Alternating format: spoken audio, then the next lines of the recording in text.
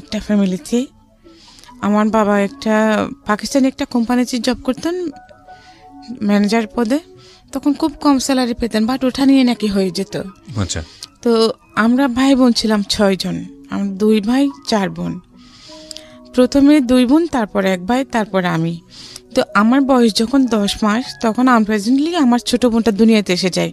আমার মা বুঝতে পারেনি যে উনি নেক্সট প্রেগনেন্ট হয়েছেন। যখন আমার ছোট বোনটার জন্মের 3য় দিন আমাকে আমার নানু বাড়িতে দিয়ে দেয়। তো আমি আমার নানু বাড়িতে বড় হয়েছি তখন থেকে। তো যতদিন আমার মামা, ছোট মামা, আমার মায়ের আবার 2 ভাই 2 বোন। জি। তো আমার ছোট মামা যতদিন বিয়ে করে নাই ততদিন আমি সবার আদরেই ছিলাম, মামার আদরে ছিলাম, নানা নানির আদরে ছিলাম। হ্যাঁ, আমার নানা নানির মৃত্যুর আগ পর্যন্ত আমি ওনাদের আদরেই ছিলাম। তখন মামা যখন বিয়ে করছেন তখন আমার আদরটা ওখান থেকে কমে যায়। কিন্তু আমার মামা আমাকে স্কুলে ভর্তি করার নেই। আচ্ছা। আমার মামার একজন ফ্রেন্ড আসছিলেন, তো উনি দেখছে, তখন আমি আরবি পড়তেছিলাম আমার মামির কাছে। তো উনি দেখছেন আমি পড়ার মধ্যে খুব একটু ভালো, তখন উনি বললেন আমার মামাকে যে তুমি ওকে স্কুল কেন ভর্তি করাচ্ছ না? তো কিছু বলেন নাই। তখন উনি আমাকে বাজারে নিয়ে গিয়ে আমাকে 2টা বই কিনে দিলেন, একটা বাংলা বই আর একটা অঙ্ক বই ক্লাস 1-এর। আচ্ছা। তো ওগুলো আমি কিছুদিন বাসায় পড়েছি। বাসায় পড়া আমার আরেক মামাতো বোন, আরেক মামার মেয়ে, ওর স্কুলে পড়তো, ও তখন ক্লাস 4-এ পড়তো। ওর সাথে আমি স্কুলে যাওয়া শুরু করি, যদিও আমাকে স্কুলে ভর্তি করে দেয় নাই। আচ্ছা। তারপরে স্কুলে ভর্তি না করা অবস্থাতেই যখন ওখানে ফার্স্ট টার্ম পরীক্ষা যখন আসছে, তো আমি পরীক্ষা দিতে পারছি না। তো হেড স্যার যিনি ছিলেন উনি কিন্তু আমার নানার পরিচিত ছিলেন, তো আমাকে চিনতেন পরিচয় দেওয়ার পরে। তো বলছে তুই স্কুলে ভর্তি হচ্ছিস না কেন? তো আমি বলছি স্যার আমাকে ভর্তি করাচ্ছে না, আমি কি করে হব? তখন উনি বলছেন আচ্ছা ঠিক আছে পরীক্ষা দেবো, ভর্তি না হলে তো পরীক্ষা দিতে পারবে না, তো ঠিক আছে আমি তোর নাম রেজিস্টার করে নিচ্ছি, পরীক্ষা দেয়। তো আমি ফার্স্ট টার্ম পরীক্ষা দিয়ে আমি সেকেন্ড হই। তারপরে যখন আমি সেকেন্ড হই তখন হেড স্যার আমাকে আর ভর্তি করে নিলেন, আর কোনো টাকা পয়সা লাগলো না। তখন ভর্তি করতে 5 টাকা লাগতো। আচ্ছা। ওই 5 টাকার কারণে আমি এতদিন ভর্তি হতে পারিনি। জি। তারপরে আমি বার্ষিক পরীক্ষায় সেকেন্ড হয়ে ক্লাস 2 উঠলাম।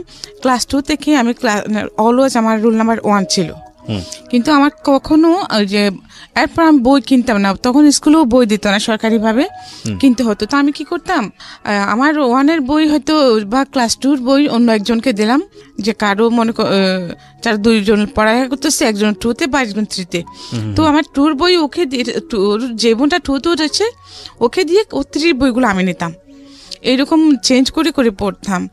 আর আমাদের প্রত্যেক বছরই স্কুলে যে ফাংশনটা হতো, খেলাধুলা হতো, তো ওখানে আমি অনেকগুলো ইভেন্টে প্রাইজ পেতাম, যে রবীন্দ্রসঙ্গীত, নজরুল সঙ্গীত, দেশাত্মবোধক, তারপরে high jump, long jump, 200 metre, 400 metre দৌড়, স্কিপিং, সুই সুতা, এগুলো তো আমি অলওয়েজ ফার্স্ট হতাম।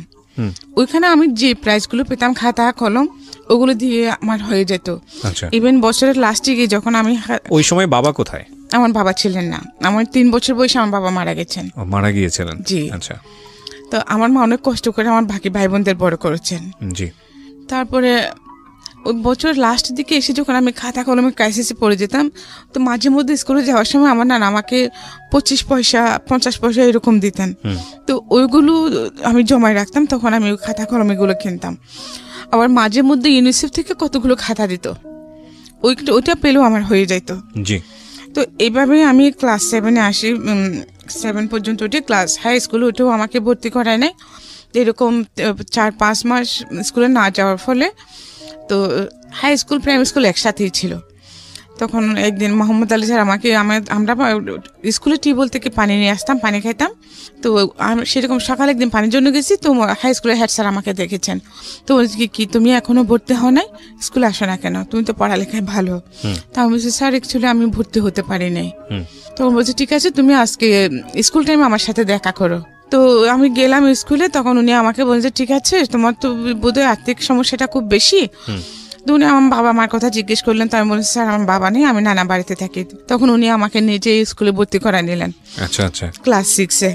তারপরে আমি ক্লাস 6 থেকে, তখন আমি যেহেতু 5 মাস পরে ভর্তি হয়েছি, তো আমার রোল নাম্বার 9 হয়, মেয়েদের মধ্যে 2nd, ছেলে মেয়ে উভয়ের মধ্যে আমি টপ 10-এর মধ্যে ছিলাম।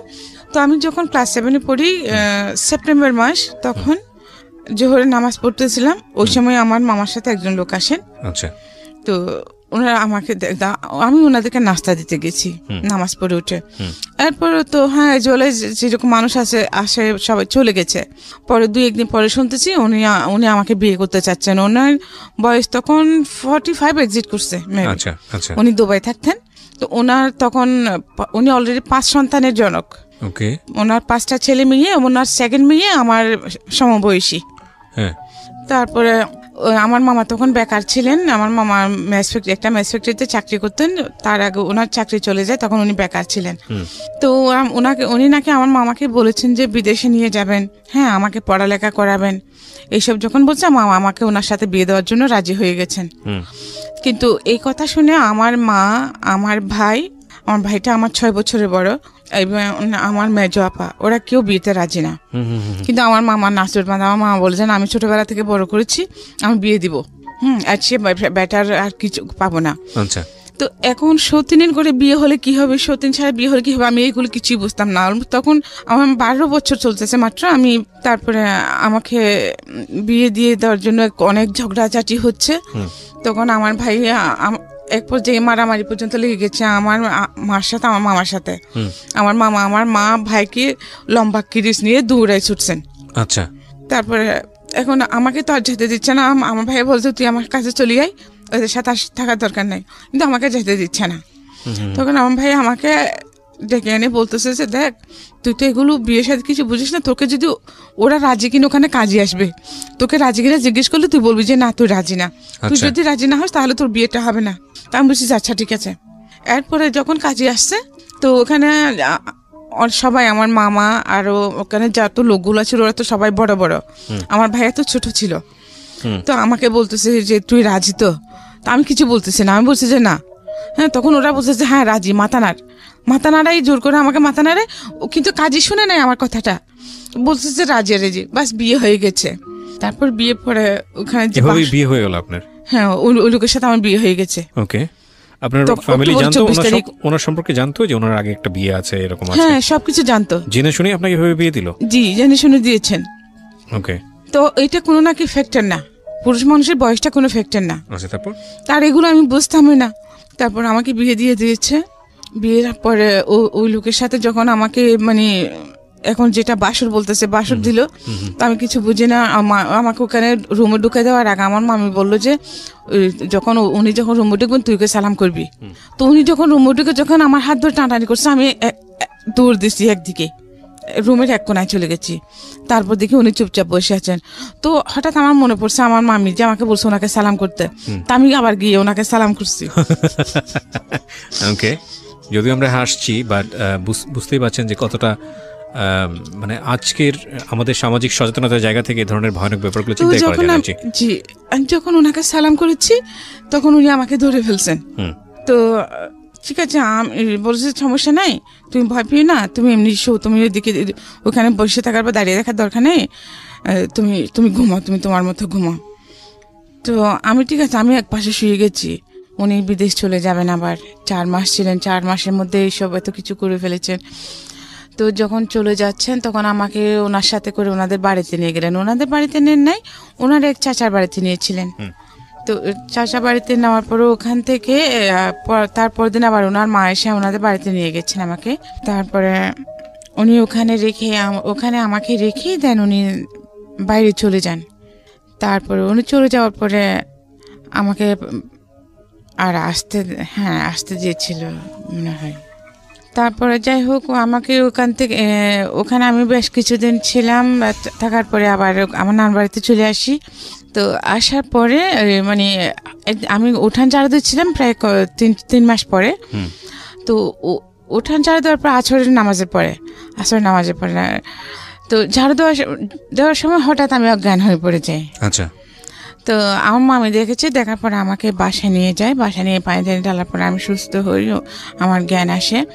কিন্তু এরপর থেকে কেমন জানি আমি পাগলামি করি। আচ্ছা। হ্যাঁ, সবাই বলছে জিনের বাতাস লেগেছে, যেটা হয় গ্রামাঞ্চলে আর কি, যেটা বলে। হ্যাঁ, এরকম। আমি 3 মাস কমপ্লিটলি এরকম ছিলাম। আচ্ছা। হ্যাঁ, কিন্তু এর মধ্যেও যে উনি যে আমাকে পড়ালেখা করাবেন বলেছিলেন, বাট উনি কিন্তু আমাকে পড়ালেখা আর করার নেই। হ্যাঁ, তো এরপরে তো আপনি যেটা বলছিলেন যে ওনার আগের ওয়াইফ ছিল, সেখানে বাচ্চা কাচ্চাও ছিল, তো আপনাকে কি এটা ওই বাড়িতে নিয়ে গিয়ে তুলেছে নাকি অন্য কোনো বাড়িতে, নাকি তখন আপনি জানেন না বিষয়টা? না, ওনার এক চাচার বাড়িতে নিয়ে গেছিলেন, ওনাদের বাড়ি থেকে দূরে। ও আচ্ছা, তখন আপনি জানেন না ঘটনাটা, নাকি বিয়ের পরে জেনেছেন, বিয়ের আগে জেনেছেন? ওনার বউ আছে যে সেটা জানতাম। ও জেনে শুনে বিয়ে করেছেন? হ্যাঁ, আমি তো বিয়ে সম্পর্কেই জানতাম না। এক্স্যাক্টলি, আপনি তো সেটাই জানেন না, আপনার ফ্যামিলি জেনে শুনেই বিয়ে দিয়েছে। হ্যাঁ, আচ্ছা, বিয়ে কি সেটাই তো আমি বুঝতাম না। রাইট, তারপর তো সেজন্য ওনার বউ থাকলে কি বা না থাকলে বা আমার তাতে কোনো একটা কিছু যায় আসে না। Right right. হ্যাঁ, তারপরে আমাকে ওনার চাচা বাড়িতে নিয়ে গেলেন, ওখানে আমি রাতে ছিলাম। তারপর দিন সকাল ও তো মানে এর মধ্যেই সব জায়গায় জানাজানি হয়ে গেছে, আমাকে সন্ধ্যায় নিয়ে গেছে। তারপরে মানে মাগরিবের পরেই সবার কাছে জানাজানি হয়ে গেছে যে উনার আমাকে ওখানে নিয়ে গেছে। ও যে সেকেন্ড ম্যারেজ করেছে ওই মেয়েটাকে এখানে এনেছে। মানে গ্রাম তো পাড়া প্রতিবেশী সবাই একদম আমাকে দেখতে আসতেছে। তো সবাই শুধু বলতেছে বুড়া হয়ে গেছে, বুঝছে বেড়া, যে এত সুন্দর একটা ছোট্ট একটা বাচ্চা মেয়েকে, তার মেয়ের বয়সী একটা মেয়েকে বিয়ে করলো, আর মানুষগুলো কেমন এমন বাচ্চা মেয়েটাকে এরকম একটা বুজ্জার হাতে দিয়ে দিল, সবাই এটা বলতেছে। তারপরে এলেন ওনাদের বাড়ি পিঠার মধ্যে, পরে আবার বাসায় চলে আসছেন। তখন তো আপনি আপনার হাজবেন্ডের চাচার বাড়িতে। জি। তো ওইখান থেকে আপনি কি খবর নিচ্ছেন ওনার সম্পর্কে? আমি খবর নিচ্ছি না, তো খুব বেশি দূরে না। ও, ডিসটেন্সটা খুব বেশি দূরে না। আচ্ছা আচ্ছা। তো ওখানে যে ওই বাড়ির এই বাড়ির সবাই আমাকে দেখতে আসছে না, তো এরা কথাবার্তা বলতেছে, সেটা আমি শুনতেছি। আচ্ছা আচ্ছা আচ্ছা, ওকে। আমি শুনতেছি জাস্ট এটুকুই। তারপর দিন কি করছে, সকাল 9টার দিকে আমার শাশুড়ি আসছে, আসি বলে যে ছেলে যখন বিয়ে করছে ভালো হলো, আমার ছেলে খারাপ হলো, আমার ছেলে তো আমার ছেলে বিয়ে করছে কি আমি ফেলে দিতে পারবো, বউ এখানে কেন থাকবে, আমার ছেলে বউ আমার বাড়িতে যাবে। তো এইটা বলে আমাকে নিয়ে গেছে। তো ওনার ছেলে যাওয়া পর্যন্ত ওখানে ছিলাম, ওনার ছেলে যাওয়ার পরে ওখান থেকে আমি চলে গেছি আমাদের বাড়িতে। তো তারপরে বাড়িতে যাওয়ার পরে কিছুদিন পরে এই ঘটনা হলো যে আমি হঠাৎ অজ্ঞান হয়ে গেলাম। উনি যখন চলে গেছেন, যেদিন চলে গেছেন ওই রাতে, এরপর 2 রাত আমি ওখানে যতদিন ছিলাম আমার সত্যির সাথে একই বিছানায় ঘুমাইতাম। আচ্ছা আচ্ছা। তো হ্যাঁ, একদিন রাতে আমার ঘুমে যাওয়াতে দেখি কি উনি আমার চুল ধরে টানতেছেন। তো আমি শুনেছি, এখন এগুলো বিশ্বাস করি না, তখন মানে শুনেছি আর কি বলছে, মানে আমাকে উনি তাবিজ করেছেন। আচ্ছা। তো এটা উনি নিজের মুখে স্বীকার করেছিলেন, মানে চুল নিয়ে, আপনার চুল নিয়ে আছে আমাকে তাবিজ করেছেন, এটা শুনেছিলাম। তারপরে আমি 10 মাস টোটালি ডিসপ্লেস ছিলাম। আর পরে আমার শাশুড়ি এই ঘটনার পরে 3 মাস আপনার অবস্থা খারাপ ছিল। হ্যাঁ, ওখান থেকে যাওয়ার পরে, আমাদের বাড়িতে যাওয়ার পরে। আচ্ছা আচ্ছা। তারপরে আবার কেমন করে জানি ওই ওজা টোজা এনে আমাকে ভালো করেছে, সুস্থ করেছে, ঠিক আছে। এরপরে এগুলো সে শুনছে, আমি চিঠি লিখে জানিয়েছি। হ্যাঁ, তো তারপরে আমি চলে আসছি, আমার তো এখানে ছিলাম। হঠাৎ এক রাতে দেখি কি উনি আসে আমাকে ডাকতেছেন 4 মাস পরে। মানে আপনার হাজবেন্ড? হ্যাঁ, উনি বিদেশ যাওয়ার 4 মাস পরে আবার ব্যাক করেছেন। কোন দেশে থাকতো জানি? কোন দেশে? সৌদিতে থাকতেন। সৌদি আরবে। আলাক্সা। আচ্ছা, আলাক্সাতে। হ্যাঁ। তারপরে যখন ডাকছে উঠে দরজা খুলে দিচ্ছি। তারপরে বাড়ির সবাই উঠেছে, তো বলছে যে আমি মানে কালকে আসছি, কালকে চলে এসেছি। তো এরপরে উনি আপ ডাউন করতেন, 2 মাস ছিলেন। 2 মাস পরে যাওয়ার সময় আবার আমাকে ওনাদের বাড়িতে নিয়ে গেলেন। এর মধ্যে কিন্তু আমি ম্যাচিউর হয়ে যাই। তো উনি আমাকে ওনাদের বাড়িতে নিয়ে গেলেন। বাড়িতে নেওয়ার পরেও আমি কিছুদিন ছিলাম। কিছুদিন থাকার পর আমাকে তো উনি ওখানে রেখে চলে যান। পরে বুঝতে পারি যে মানে আমার প্রেগনেন্ট। আপনি কনসিভ করেছেন, এটা বুঝতে পারছেন? কনসিভ করেছি। আচ্ছা, বয়স কত তখন আপনার? আমার 14 বছর বয়স। 14 বছর। 7 বছর বয়সে বিয়ে হওয়ার পরে আপনি 14 বছর বয়সে ওনার সঙ্গে 4 মাসের দেখা, আমি ঠিক বুঝতে পারছি না, মানে এত ছোট গ্যাপটা কিভাবে হয় আসলে? ওনার সাথে আমার বিয়ে হয় তখন আমার 12 বছর 2 মাস। আচ্ছা। হ্যাঁ, তো এরপর উনি অনেকদিন বাড়িতে ছিলেন। থাকার পরে যে আমি হাসপাতাল নিল, থাকার পর উনি আবার দেশে বাইরে চলে গেলেন। আপনি বলছেন যে 7 বছর বয়সে আপনাকে দেখতে আসে, তাহলে ওটা কোনটা? আমি তো ক্লাস 7 এ। 7 বছর কি করে? ও আচ্ছা, right. I am extremely sorry, আপনি তখন ক্লাস 7 এ। আমার নিজেরই ভুল হয়েছে, ঠিক আছে, সমস্যা নেই। আমি ক্লাস 7 এ তখন। ঠিক আছে, একদম ইউ আর পারফেক্ট। রাইট, বলেন তারপর। আমি কিন্তু জানতাম না যে প্রেগনেন্ট হয়েছে এটা, কিন্তু আমার খুব বমি হচ্ছিল, মাথা ঘোরাচ্ছিল। তখন আমার চাচি শাশুড়ি বলতেছে আর কি, আমার চাচি শাশুড়ি, আমার বড় যা, ওরা বলতেছে যে ছেলে আসতেছে এগুলো বললো। তার মধ্যে আমার না খুব বেশি জ্বর হয় তখন, যে বমি, মাথা ঘোরানোর সাথে জ্বর হলো। 105 হয়ে যায় জ্বর। তো ওনাদের ওখানে এলাকায় একটা ইমরান ডাক্তার নামে একজন ডাক্তার ছিলেন, ওনাকে এনেছেন। উনি যে পেশেন্টকে দেখেন ওখানে ওনাকে গ্লুকোজ স্যালাইন দিবেন, ওই যে কি ওখানে কি একটা ইঞ্জেকশন দেন, ওটা দিলে মাথা ঘুরায়, স্যালাইনটা দিলে ভালো সুস্থ রোগীও অসুস্থ হয়ে যায়, মাথা ঘুরায়। এই কি যেন একটা ইঞ্জেকশন দেন ওখানে।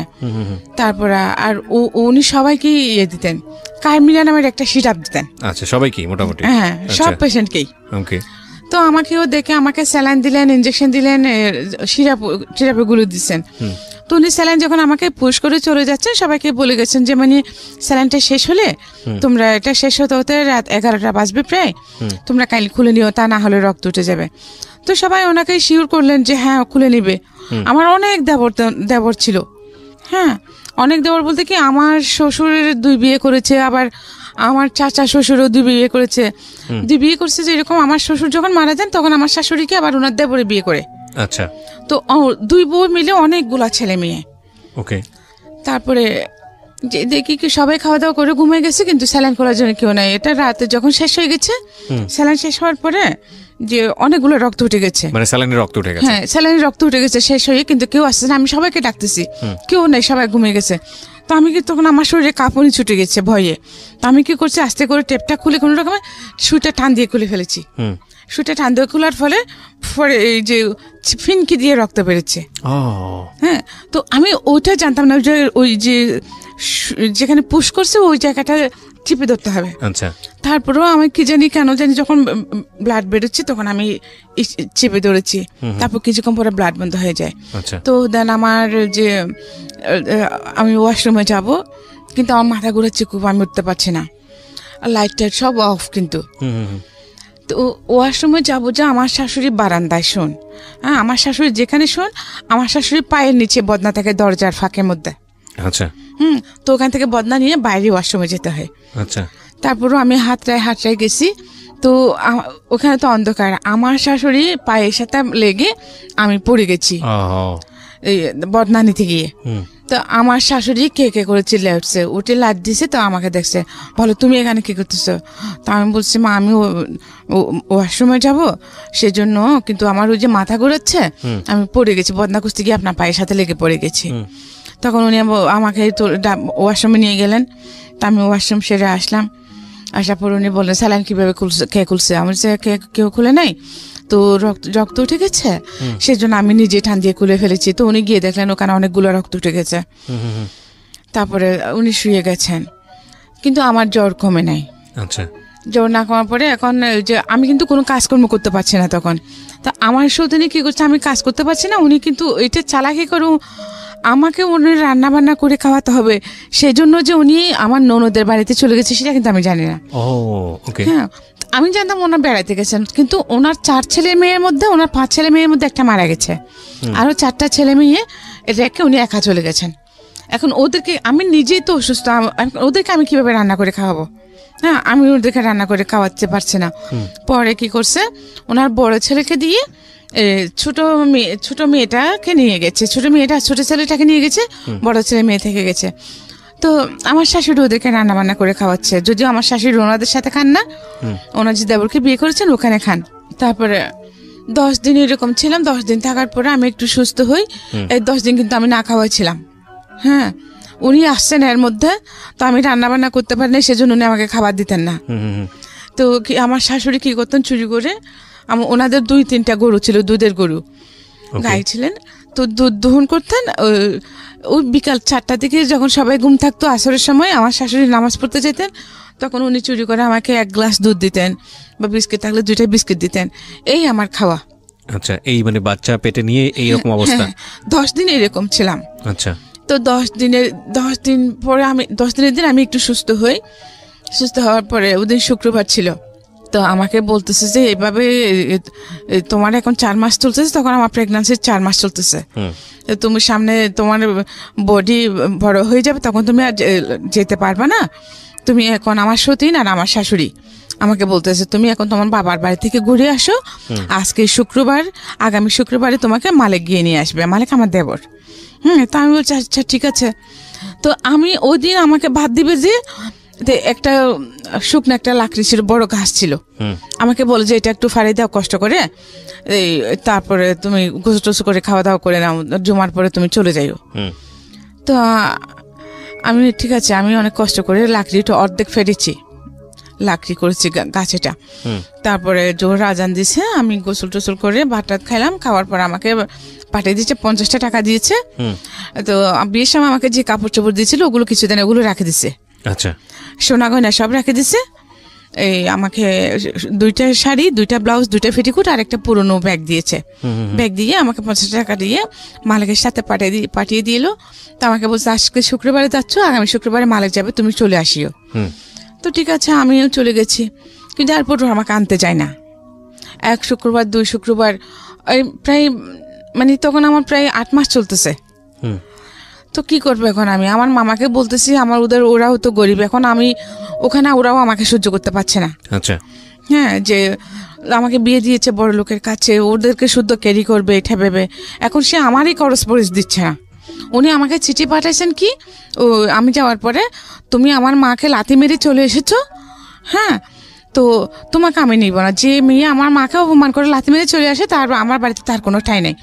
সে যদি আমার মা, আপনার জামাই আপনাকে বলছে, চিঠি লিখেছে, তখন তো মোবাইল ছিল না। তো উনি 1 মাস পরে চিঠি আসা, 1 মাস লাগে একটা চিঠি আপ ডাউন করতে। তো আমি ওনার চিঠি পাই যে তুমি আমার মাকে লাথি মেরে চলে এসেছো, আমার মার সাথে বেয়াদবি করেছো, এখন তুমি আমার মার পায়ে ধরে ক্ষমা চাইবে, আমার মা যদি তোমাকে ক্ষমা করে দেন তুমি আমাদের বাড়িতে থাকতে পারবে। হ্যাঁ, তো এখন আমি কিছুই বুঝতে পারছি না ব্যাপারটা। আমি ওনাকে কখন লাথি মারলাম, আমি তো এসব কিছুই জানি না। তখন আমি ওনাকে বললাম যে চিঠি লিখলাম যে আমি তো এসব কিছু জানি, এরকম কিছু হয়নি, আমি অসুস্থ ছিলাম, মাথা ঘুরে পড়ে গেছিলাম ওনার পায়ের সাথে হুচটকে, আমি তো ওনাকে লাথি মারি নাই। তো চিঠি না, আমি ওনাকে ক্যাসেট পাঠালাম, একটা ট্যাপ রেকর্ডারের ক্যাসেট কথা রেকর্ড করে সম্পূর্ণ ঘটনা আমি ওনাকে বলে পাঠালাম। প্রথম ছেলে হলো, তারপরে ও তো কোনো খোঁজখবর নেয় না, আল্লাহর রহমতে হয়ে গেছে, ছেলে বড় হচ্ছে আস্তে আস্তে। তো ও কিন্তু আর আসে নাই, মানে আপনার জামাই আর খোঁজ নিচ্ছে না, খোঁজে নেয় নাই, টাকা পয়সাও দেয় নাই, এই আসেও নাই, আমার টোটালি কোনো খোঁজ রাখতেছে না। কিন্তু এর মধ্যে আমার মামাও কিন্তু আমাকে ইয়ে করতেছে, হ্যাঁ, ওরা কেউ আমাকে সহ্য করতে পারছে না। তারপরে এখন আমার ছেলেটা যখন 1 বছর হয়ে গেছে, তো ওইখানে ফ্যামিলি প্ল্যানিং এ লোক নিচ্ছিল, ক্লাস 8 পাস নিচ্ছে তখন। হ্যাঁ, তো আমার ক্লাসমেটের ভাই কিন্তু ফ্যামিলি প্ল্যানিং এর হেড ছিলেন ওখানকার আমাদের থানার। হ্যাঁ, তো আমি ওনাকে গিয়ে ধরলাম, আমার মামাকে জিজ্ঞেস করছি আগে যে মামা তো ওখানে তো এরকম যে লোক নিচ্ছে, তো আমি তো করতে পারবো, নিম্ন মাধ্যমিক চেয়েছে, তো জাহিদ ভাই যেহেতু ওখানে আছে আমি ওনার সাথে কথা বলি ওটা আমাকে নেবে কিনা, তো শুধু শুধু বসে থাকে কি করব। তো আমার মামা বললেন যে আচ্ছা ঠিক আছে যা। তো আমি জাহিদ ভাইকে বললাম যে ভাইয়া আপনি তো আমার সব কিছু জানেন, তো আমি তো পড়ালেখা করতে পারি নাই, তো আপনি আমার জন্য একটু প্লিজ ট্রাই করেন না আমাকে একটু কেন চাকরিতে দেওয়ার জন্য। তো উনি বললেন যে আচ্ছা ঠিক আছে আমি চেষ্টা করব, তো তুমি চকরি আসো, ওখানে হেড অফিসে যেতে হবে, তো আসো। তো আমার মামাকে বললাম, মামা বললেন যে আচ্ছা ঠিক আছে। তো আমি বোরকা টোরকা পরে গেলাম। তো এই ব্যাপারে কয়েকবার আপ ডাউন করছি, হ্যাঁ, আজকে না হয় কালকে হবে, কালকে না হয় পরশু হবে, তো ঘুরাচ্ছে, আমিও ঘুরতেছি। তো এর মধ্যে মানুষে নানা কথা বলছে কি দুবাইয়ালার কাছে বিয়ে দিয়েছে, এখন জামাই বিদেশে গেছে সেই জন্য ছোট মেয়ে, হ্যাঁ, মানে আমার ক্যারেক্টার নিয়ে কথা বলছে, কেমন করে থাকবে এগুলো বলতেছে। বাট আমার মাইন্ডে কিন্তু এগুলো টোটালি ছিল না। উনিও তো আমার কাছে থাকলেই বা কি না থাকলেই বা কি, এটা আমার কোনো ফরক পড়তো না। আমি ওনাকে মানে লাভ কি জিনিস সেটাও আমি বুঝতাম না, সংসার কি জিনিস সেটাও আমি টোটালি বুঝতাম না। বদনাম করতেছে, আমাকে চলে যেতে বলছো না, আমি চলে যাবো, দ্যাটস ইট, আমার ধারণা এটুকুই। তারপরে ঠিক আছে, তখন আমার মামা আমাকে এগুলো নিয়ে টর্চার করতেছে, হ্যাঁ, যে মানুষে খারাপ বলতেছে। তাহলে যে মামা মানুষে খারাপ বলতেছে, মানুষে তো জানে না আমাদের ভিতরে কি হচ্ছে। মানুষে জানে যে আমাকে দুবাইয়ালার কাছে বিয়ে দিয়েছেন, সে অনেক বড় লোক, হ্যাঁ, তো আমি যখন বাইরে যাচ্ছি সবাই তো মনে করবে এটাই, যা ক্যারেক্টার লেস এটাই তো মনে করবে। আর যেহেতু গ্রাম, মানুষের কাজে হচ্ছে বলা, ওরা যে এত দিনের পর দিন না খেয়ে থাকছে, ওরা কেউ আমাদের কাছে একবেলা খাওয়া খেয়েছে কিনা জিজ্ঞেস করছে, করে নাই। তাহলে ওদের কথায় আমাদের কি এসে যায়? বললে আমাকে সমাজ নিয়ে থাকতে হবে, এই সমাজ নিয়ে আমাকে মরতে হবে। তখন আপনি সমাজ নিয়ে থাকবেন, সমাজ নিয়ে মরবেন। আপনি যদি মরে যান, যখন আপনার লাশে গন্ধ ছুটবে তখন ওরা এমনিতেই দাফন করবে, কারণ গন্ধ কেউ সহ্য করতে পারে না। সমাজ, যে সমাজ আমি খেয়েছি, খাই নাই, আমার ভালো মন্দ কোচ করে নাই, আমাকে জোর করে বিয়ে দিচ্ছি, তখন কেউ বাধা দেয় নাই, এখন কেন আমি সেই সমাজের কথা শুনবো? আমি এই সমাজের কথা শুনবো না। তখন আমার মামা আমাকে বার করে, খুব মেরেছেন, মেরে আমাকে বার করে দিলেন, এই বাচ্চা সহ বার করে দিয়েছেন। এখন আমি আমার মার কাছেও যেতে পারছি না। বাচ্চার বয়স কত তখন? বাচ্চার বয়স তখন 1 বছর 10 মাস। তারপর এখন আমি আমার মার কাছেও যেতে পারছি না, কারণ উনি আমাকে ওদের বিরুদ্ধে গিয়ে আমাকে বিয়ে দিয়েছেন। ওখানে গেলে আমার ভাই আমাকে যেতে দিচ্ছে না। হ্যাঁ, তো আমি কোথায় যাবো? মামা কেন ওনার টাকা পয়সা দিচ্ছেন না, আমার দোষ, এটাও আমার দোষ। আমি চাকরি করতে চাচ্ছি ওনাদেরকে একটু হেল্প করার জন্য। হ্যাঁ, নিজেও একটু ভালো থাকবো, না খেয়ে থাকতেছি দিনের পর দিন। এমন হয়েছে যে আমি লাকড়ি কাটতে গেছি, সারাদিন গাছ কেটে যে কয়মন হয়েছে এগুলো টাকাগুলো দিয়ে সন্ধ্যায় এসে 8টায় না আমরা রুটি বানিয়ে খেয়েছি। তখন আমার মামার প্রেস্টিজে লাগে না সেটা। এখন আমি চাকরি করতে যাচ্ছি, সেটা প্রেস্টিজে লাগতেছে। আমাকে বার করে দিয়েছে। তো আমি কি করবো? আমার ভাইয়ের ওখানে যেতে পারছি না। আমি আমার বান্ধবীদের ঘরে ঘরে প্রায় 2 মাস এরকম ছিলাম। আজকে এর ঘরে তো কালকে এর ঘরে, এই বাচ্চা নিয়ে।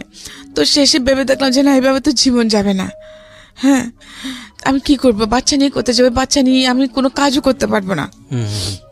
তখন আমার হাতে একটা CK5 ঘড়ি ছিল, বিয়ের সময় দিয়েছিল। এই ঘড়িটা বিক্রি করে একটা রেড কাউ দুধের টিন নিয়েছি। তখন 65 টাকা ছিল রেড কাউ দুধের টিনটা নিয়ে একটা হিন্দুর ঘরে আমার মাকে ডেকে এনে আমার ছেলেটাকে দিয়ে দিলাম। দিয়ে বলছে, মা তুমি ওকে দেখো, আমি শহরে চলে যাই। হ্যাঁ, এখানে আর কি বা করবো? দিকে ওখানে গার্মেন্টসে বলো মানুষের চাকরি করে, গার্মেন্টসে চাকরি করবো। আমাদের এলাকার একটা ছেলে বলেছিল এটা। মা বলেছে ঠিক আছে। আমি আমাকে দিয়ে কান্না করে করে শহরে চলে আসুন এর সাথে, ওই ছেলেটার সঙ্গে। হ্যাঁ, পাড়া তো চাচাতো ভাই লাগে। আচ্ছা। তো উনি এনে আমাকে লালদিঘির পাড়ে হোটেল আলফা তাদের তুললেন। আচ্ছা। তো বলছে যে এখন তো সাদেখান আমার কোনো আত্মীয় স্বজনও নাই, তো তোকে নিয়ে আমি কোথায় থাকবো? ওই কক্সবাজার থেকে চিটাগাং এ আসলেন। হ্যাঁ। তো যে কদিন, বাচ্চাটা আপনার মায়ের কাছে। হ্যাঁ, যে কদিন চাকরি না হয়, চাকরি তো আসার সাথে সাথে হয় না, খুঁজতে হবে। তো চাকরি যে কদিন না হয় আমরা এখানে থাকি। তো ঠিক আছে থাকলাম। তো রাতে দেখি উনি আমাকে ফোর্স করছেন ওনার সাথে ফিজিক্যাল হওয়ার জন্য। হ্যাঁ, তা আমি বলছি যে না, আমি এরকম করবো না, আপনি যদি আমাকে জোর করেন আমি চিৎকার দেব। হ্যাঁ, তো উনি কিছু করতে করেন নাই। সকালে উঠে উনি নাস্তার জন্য যাচ্ছেন বলে আমাকে হোটেলে ফেলে উনি চলে গেছেন। চলে গেছে হোটেল 2 তলায়। তো এখন আমি কি করবো? আমার হাতে তো কোনো টাকা পয়সা নেই, আমি হোটেলে বেরিয়ে বা থেকে দেবো, কি করব? সকাল 8টার সময় উনি বেরিয়ে গেছেন, 10টা বাজলো, 12টা, 1টা, 3টা বেজে, 2টা বেজে গেছে, কোনো খবর নাই। তারপরে আমার প্রচণ্ড ওরকম ক্ষুধা লাগছে। তা আমি ওইটারকে ওখানে হোটেল বয় আছে না, ওদেরকে বললাম যে কি কোনো খাবার পাবো কিনা। বলে টাকা দিলে না নাস্তা এনে দিতে পারবো, কারণ আমার কাছে তো টাকা নেই। বলে আপনার ভাই ছিল না ওখানে, আপনার ভাই এটা কোথায় গেছে? আমি উনি সকালে গেছেন, যে আসেন নাই। আমি কিন্তু এই শহরের পরিবেশ, গ্রামের পরিবেশ, এত পলিটিক্স এগুলো কিছু জানি না, বুঝি না। হ্যাঁ, তখন এই আমি বেরিয়ে হাঁটতেছি রুম থেকে বেরিয়ে, তো ম্যানেজার ছিলেন, ম্যানেজার আমাকে ডাকলেন। হ্যাঁ, বলেছে কি আপনার কেউ না এখানে? আমি বলছি আমার ভাই ছিল, সকালে গেছে, উনি আর এখন আসেন নাই। বলে উনি আসবেন না? আমি বলছি জানি না। হ্যাঁ, বলে কেন, কি হয়েছে? তো আমি চুপ করে আছি। তো উনি কি ইমেজ করছেন আমি সেটা জানি না। তা আমাকে বললেন যে দেখেন আমি আপনার বড় ভাইয়ের মতো, আপনি আমাকে নির্ভয়ে বলেন কি হয়েছে। তখন আমি ওনাকে বললাম যে এরকম ব্যাপার, যে আমি এই জন্য কারণে চিটং এসেছি। তো উনি আমার সাথে এরকম বিহেভ করতে চেয়েছেন, করতে পারেন। এখন সকাল উনি নাস্তার কথা বলে চলে গেছেন, এখনো আর আসেন নাই। তখন বলছে এটা তো মহাবিপদ, আপনি হোটেলে বিল কিভাবে দিবেন? হ্যাঁ, আর আপনি যাবেন এবার কোথায়? আমি জানি না, আমি এখানে কিছু চিনি না, আমি লাইফে ফার্স্ট এসেছি। তো তখন ওইখানে যে লালদিঘিতে একটা খেলা হচ্ছিল, যে পুকুরের মধ্যে লালদিঘিতে একটা লোক ডুব দিবে, ডুব দিয়ে উনি ওখানে পানির ভিতরে সবকিছু খাওয়া দাওয়া করবেন, মানে 22-20-23 ঘন্টা থাকতে পারেন, এইরকম। নামটা ভুলে গেছি, মনে আসছে না এখন। হ্যাঁ, তো ওই খেলাটা হচ্ছিল, ওখানে প্রচুর মানুষ। তো ওখানে আমরাও 3 তলায় উঠে বারান্দা থেকে এগুলো দেখতেছি। আমিও। ওখানে আরেকটা ফ্যামিলি ছিল, ওটা মানে লোহাগাড়া থেকে আসছে। তো ওনার হাজব্যান্ড ওয়াইফ, ওনার হাজব্যান্ডের কিডনির সমস্যা, ওর জন্য উনি ডাক্তার দেখাতে আসছেন। ওখান থেকে ওনাকে ঢাকা নিয়ে যাবেন পিজি হাসপাতালে। তো ওনার ছেলে মেয়ে আছে। তো কথাবার্তা একসাথে যখন আমরা বারান্দায় খেলা দেখতেছি, তো উনি আমাকে জিজ্ঞেস করছেন আমি কোত্থেকে আসছি না আসছি। তা আমি বললাম ওনাকে, হ্যাঁ উনি ছিলেন দাঁতের ডাক্তার। তখন উনি বললেন যে ওনাকে আমি বললাম সবকিছু। তখন উনি বললেন যে ঠিক আছে আমি ঢাকা যাবো, যে আমাকে ওখানে লোক আপটা করার জন্য একটা মানুষ লাগবে, আমার কেউ নাই সেরকম, আমার ওয়াইফ বাচ্চা নিয়ে দেখতে পারবে না। আচ্ছা, হ্যাঁ, তো তুমি যদি আমার সাথে যাও, আমার মেয়ে হয়ে আমাদের বাড়িতে থাকো, তো আমার সাথে যাও, তাহলে তোমাকে আমি আমার মেয়ে হিসেবে রাখবো। তো এখন আমার চিন্তা করে দেখলাম আমার আর কোনো ওয়ে নাই। তা আমি বললাম যে আচ্ছা ঠিক আছে। আমি তখন একেবারে কচুরি পানার মতো হয়ে গেছি। তো উনি ম্যানেজারের সাথে কথা বললেন যে মেয়ে যে টাকা পয়সা যেগুলো হয়েছে, উনি এরপর ওনার সাথে আমাকে খাওয়ালেন, ওনাদের সাথে খাওয়ালেন। উনি 3 দিন ছিলেন। 3 দিন পরে আমি ওনাদের সাথে ওনাদের বাড়িতে চলে গেলাম। বাড়িটা কোথায় ছিল? ওনাদের বাড়ি ছিল পদুয়া, লোহাগাড়া থানা। আচ্ছা আচ্ছা। তারপরে উনি কিন্তু এটা ওনার সেকেন্ড ওয়াইফ ছিল। ওনার আরেকটা ওয়াইফ আছে, ওটা কক্সবাজার থাকে। ওনার ওইকারও ছেলে 2টা আর মেয়ে আছে। ওনার ছেলে দুটোটাই দাঁতের ডাক্তার। হ্যাঁ, তো ওনার ছোট ওয়াইফের কাছে আমাকে নিয়ে গেছেন। ছোট ওয়াইফ, উনি মহিলাটা অসম্ভব রকম ভালো ছিলেন। আমাকে একদম ঠিকই ওনার নিজের মেয়ের মতো করছেন। পুরো সংসার দায়িত্ব আমাকে দিয়ে দিয়েছেন। আমি যেটা বলি সেটা আমার সবকিছু আমার হাতে সঁপে দিয়েছেন। রান্না বান্না, ওনার ঘরের সবকিছু আমি সামলাচ্ছি সব, আমি ওরকম বড় মেয়ের মতো। জি। কিন্তু ওনার সন্তানের একটা মেয়ে ছিল সেখানে, ওনার সাথে রেহানা নাম। ও ক্লাস 9-এ পড়তো তখন। ওর এটা সহ্য হয় নাই। ওর এই অপরচুনিটিটা ওটা ওর সৎ মা হিসেবে থেকেছে ওনার সাথে সারা জীবন। সৎ মাকে সৎ ভেবেছে, আপন ভাবে কাছে আসে নাই। হ্যাঁ, তো আমি ওই জিনিসটা করে নিতে পেরেছি। তো এখন ওনার এটা সহ্য হচ্ছে না। তো ওনার একটা ঘড়ি হারিয়ে গেছে রেহানার। এখন উনি বলছেন ঘড়িটা আমি চুরি করেছি। আচ্ছা। তা আমি বলছি আমি নিই নাই। তো সন্ধ্যাবেলা যখন আব্বু আসলেন, ওনার বাবাকে আমি বাবা ডাকতাম। আপনি বাবা ডাকতেন? হ্যাঁ। আচ্ছা, যিনি আপনাকে নিয়ে গেল ডাক্তার, ওনাকে বাবা ডাকতেন? বাবা ডাকতাম, ওনার ওয়াইফকে মা ডাকতাম। আচ্ছা। ওনার ছেলে মেয়েরাও আমাকে বোনের মতো জানতো। আল্লাহ বেঁচে আছেন কিনা জানে না, মারা গিয়ে থাকলে আল্লাহ জান্নাত দান করুন। তারপর তো উনি বলেন যে আমাকে জিজ্ঞেস করছে তুই কে নিয়েছিস? আমি বলছি না বাবা আমি নিই নাই, আমি ঘুরে দিয়ে কি করবো? আপনি আমাকে আশ্রয় দিয়েছেন, এটাই আমার কাছে শুকর আলহামদুলিল্লাহ। আমাকে যে অপরচুনিটি আপনি দিয়েছেন এটা আমার কল্পনাতে, আমি ঘুরে দিয়ে কি করবো? ঘুরে দরকারই তো নাই। তো উনি সেটা বিশ্বাস করেছেন। উনি আমার ফেস দেখে বুঝতে পারছেন আমি সত্যি বলছি, কিন্তু ওনার মেয়ে বিশ্বাস করছে না। উনি আমাকে আমার পুরো বডিতে চেক করে দেখলেন, এখানে এখানে সবখানে হাত ঢোকা দিয়ে পাই নাই। তখন উনি আমাকে বাথরুমের ভিতরে নিয়ে গেলেন। উনি বলছেন যে আমি আমার গোপনাঙ্গের ভিতরে গড়িয়ে লুকা রাখছি। ওনার সৎ মেয়েটা? হ্যাঁ। সবখানে দেখার পরে আমি বলছি যে আমি খুব কান্না করতেছি, আমি তো কিছু বলার বাসা পাচ্ছি না। কলঙ্কিত হলাম, চুর হলাম, বাট চুরির জিনিসটা আমার কাছে পাইল না। আমাকে এমন এমন জায়গায় চেক আপ করলো। তখন তারপর দিন ওই বাবা আমাকে একটা চিঠি লিখে দিলেন। ওনার এক ভাইয়ের ছেলের সাথে আমাকে কক্সবাজার পাঠিয়ে দিচ্ছেন ওনার ছেলের কাছে, যে তুমি ওখানে থাকবে, তুই ওখানে থাকবি, ও তোকে ডাক্তারি শিখাবে, দাঁতের কাজকর্মগুলো শিখাবে, তুই লাইফে কিছু করতে পারবি, এখানে তুই থাকতে পারবি না। হ্যাঁ, তুই এখান থেকে চলে যা। আমি চেয়েছিলাম তোকে আমার মেয়ের মতো রাখতে। আমি যেহেতু অসুস্থ মানুষ, আমি হাসপাতাল যাব, যেতে হয়, তো সাথে কাউকে পাই না। তুই থাকলে আমার ভালো হতো, সেজন্য আমি একজন, কিন্তু ওরা সেটা হতে দিবে না। তখন আমি বললাম যে বাবা আপনি যে আমাকে ওখানে পাঠাবেন, তো এখানে ওনার মেয়ে যদি এরকম হয় তাহলে ওনার ছেলেগুলো তো সেরকমই হবে। হ্যাঁ, তো বলে যে না আমার বড় ছেলেটা খুব ভালো, তুই ওর কাছে ওগুলো তোকে রাখবে। তো ঠিক আছে, আমাকে পাঠাই দিলেন। গেলাম, আমরা সন্ধ্যা 7টার দিকে গিয়ে পৌঁছলাম। তো খাওয়া দাওয়া করলাম। তো ওনার বড় ছেলে আর আস্তে আস্তে রাত অনেক হয়েছে, তখন আমরা ঘুমাই গেছি। হ্যাঁ, তারপরে সকালে উনি উঠে যখন ঘুম থেকে উঠছেন আমাকে ডাকছেন, আমি গেছি। তো চিঠি দিয়েছি।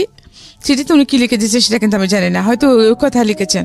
তারপর উনি বলেন যে আচ্ছা ঠিক আছে, সমস্যা নাই, তুমি এখানে থাকো, আমি তোমাকে আমার চেম্বারে নিয়ে যাব, তুমি ওখানে ওগুলো শিখতে পারবা।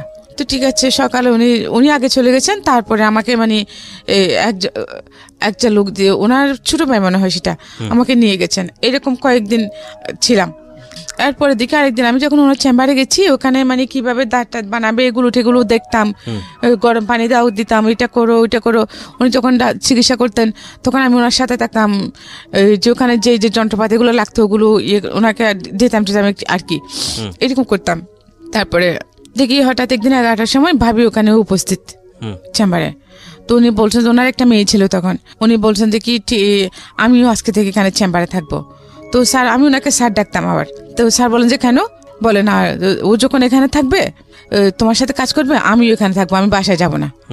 তো উনি বুঝতে পারছেন কি উনি সেটা কেন বলেছেন।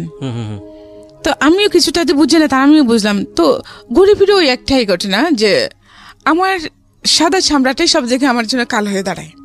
তো ওগুলো নিয়ে ওনাদের মধ্যে বোধহয় ঝগড়াঝাটি হয়েছে। উনি একটা সময় গিয়ে 15-20 দিন পরে উনি আমাকে বলেন যে বোন, আমারও তোকে রাখা আমার পক্ষে সম্ভব না, আমার সংসার ভেঙে যাবে, তুই অন্য কোথাও চলে যা।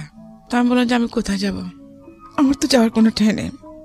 আমাকে 500 টাকা দিলেন, বাড়িতেও ঠাঁই নাই, বাবার বাড়ি নেই, শ্বশুর বাড়ি নেই, নিজের থাকার কোনো ঠাঁই নেই। একটা ছেলে আছে, সেটা কোথায় সেটাও জানে না, মাকে দিয়ে আসছে। থাক, এইভাবে বেঁচে থেকে কি করবো? আমাকে 500 টাকা দিলেন। 500 টাকা নিয়ে আমি যে একেবারে সাগরের পাড়ে চলে গেছি। তা বাঁচবো না, কিসের জন্য বাঁচবো? আমার যখন কিচ্ছুই নেই, তার উপরে যে মানুষের বাসায় কাজ করবো ওইরকম আমাকে রাখে না। আমার সাদা চামড়াটা দেখলে কেউ আমাকে কাজে বুয়া হিসেবে রাখে না। তারপরে আমি ডিসিশন নিলাম যে আমি মরেই যাবো। তো আমি সাগরে ঝাঁপিয়ে পড়ি। তখন দেখতে পাচ্ছিলাম দূর থেকে একটা স্পিড বোট আসতেছিল, ছোট স্পিড বোট গুলো 2 জন লোক ছিল, ওরা আমাকে তুলে নিয়েছে। লোকটা ছিল খ্রিস্টান, জন ব্যাপটিস্ট নাম, উনি মেরিন ইঞ্জিনিয়ার ছিলেন। পরে জেনেছি উনি আমাকে তুলে নিয়ে কক্সবাজার সদর হাসপাতালে নিয়ে গেছেন। 2 দিন ওখানে টাকা পরে সুস্থ হয়ে করে উনি আমাকে জিজ্ঞেস করলেন তুমি কেন সুইসাইড করতে চাইছো? আমি বলছি আমি বেঁচে থেকে এবার কি করবো, আমি কি হয় দুনিয়াতে, যেখানেই যাই সেখানেই আমার জন্য বাধা, কিভাবে বাঁচবো আমি?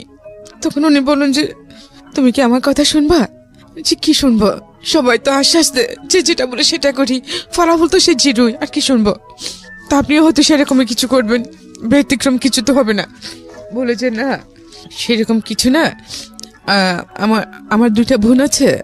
আমার একটা বোন সিটং সিটিতে থাকে জামাই নিয়ে, তার 2টা ছেলে আছে, সে গার্মেন্টসে চাকরি করে ফিরিপুটে। তুমি যদি আমার সাথে আমাদের বাড়িতে চলে যাও। আমার 2 বোন তখন ওনার কাছে গেছে, বল দূর আছিস কেন? আমার ওখান থেকে একটা লোক ছিল, ওই লোকটাকে আমি স্যান্ডেল দেখাইছিলাম, কারণ আমি ওনাকে দেখে ভয় পেয়েছি সেজন্য। যাই হোক, উনি আমাকে কিছু করেন নাই। উনি অসম্ভব রকম সুন্দর ছিলেন, লোকটা অসম্ভব সুন্দর, কিছু করেন নাই। আমি চাকরি করতেছি, এর মধ্যে আমাকে যে এক লোক আমাকে তুলে নিয়ে আসে। কিভাবে ঘটনাটা? তখনও মানে ওই দিন আমাদের প্রোডাকশন ছিল না। হ্যাঁ, লাঞ্চ আওয়ারে ছুটি দিয়ে দেয়, লাঞ্চ আওয়ারে না, লাঞ্চের পরে 3টার দিকে ছুটি দিয়ে দেয়। তো আমরা চলে আসতেছি, হঠাৎ একটা মাইক্রো নিয়ে আসি, ওই লোকগুলো আমাকে তুলে নিয়ে যায়। তুলে নিয়ে যাওয়ার পরে জানতে পারি যে ওনার আমি মানে আমার পরে যে আমার বিয়েটা হলো আর কি, ওনার নাম। তো উনি ওখানে তো ওনার ফ্রেন্ড, ওরা ছিল এমএস কলেজ আর চিটং কলেজের ছাত্র, রেস্টুরেন্ট। ওরা নিয়ে আমাকে ওনার এক ভাবির আগ্রাবাদে এক ভাবির বাড়িতে নিয়ে গেলেন, ওনাকে ওখানে রাখলেন আমাকে। ওখানে রাখার পরে তারপর দিন আমাকে উনি ওনার ফ্রেন্ডের বাড়িতে নিয়ে গেলেন, রাউজান। এই যে লোকটা তুলে নিয়ে গেল, তাকে কি আপনি চিনতেন? না, চিনতাম না। তো আপনি কিছু, উনি আমাকে চিনতেন। তো কিছু বলছেন না ওনাকে যে আপনি আমাকে এখানে তুলে নিয়ে আসলেন? বলছি তো, বলছি না। তখন কি বলে? হ্যাঁ, উনি বলছেন যে তুমি অমুকে স্যান্ডেল দেখাইছিলাম। হ্যাঁ দেখাইছিলাম। তো মা বোন সবার আছে না, আপনাদের জন্য আমরা যারা গার্মেন্টসের মেয়ে, মানে কি খারাপ? গার্মেন্টস মেয়েরা সবাই যদি খারাপ হতো, এখানে তো আপনার মাও তো খারাপ তাহলে। মানে আমাকে ওইরকম করে কথা বলছিলাম।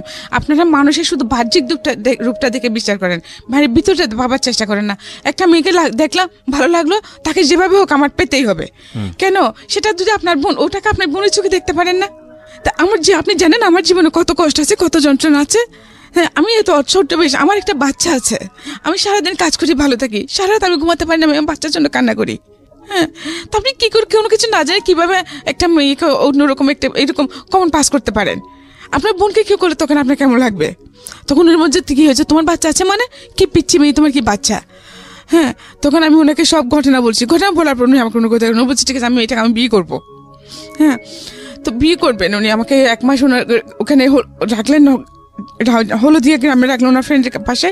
ওখান থেকে আনে মাজারে বিয়ে করেছেন, আমানসা মাজারে, বাইজিদ বুস্তের মাজারে। মানে যিনি যে ভদ্রলোকের কথা আপনি বলছিলেন, যিনি আপনাকে ব্যাপটিস্ট করেছিল, সেই লোক? হ্যাঁ। কি নাম ছিল ওনার? ওনার নাম ছিল লিয়াকত আলী কন্ট্রাক্টর।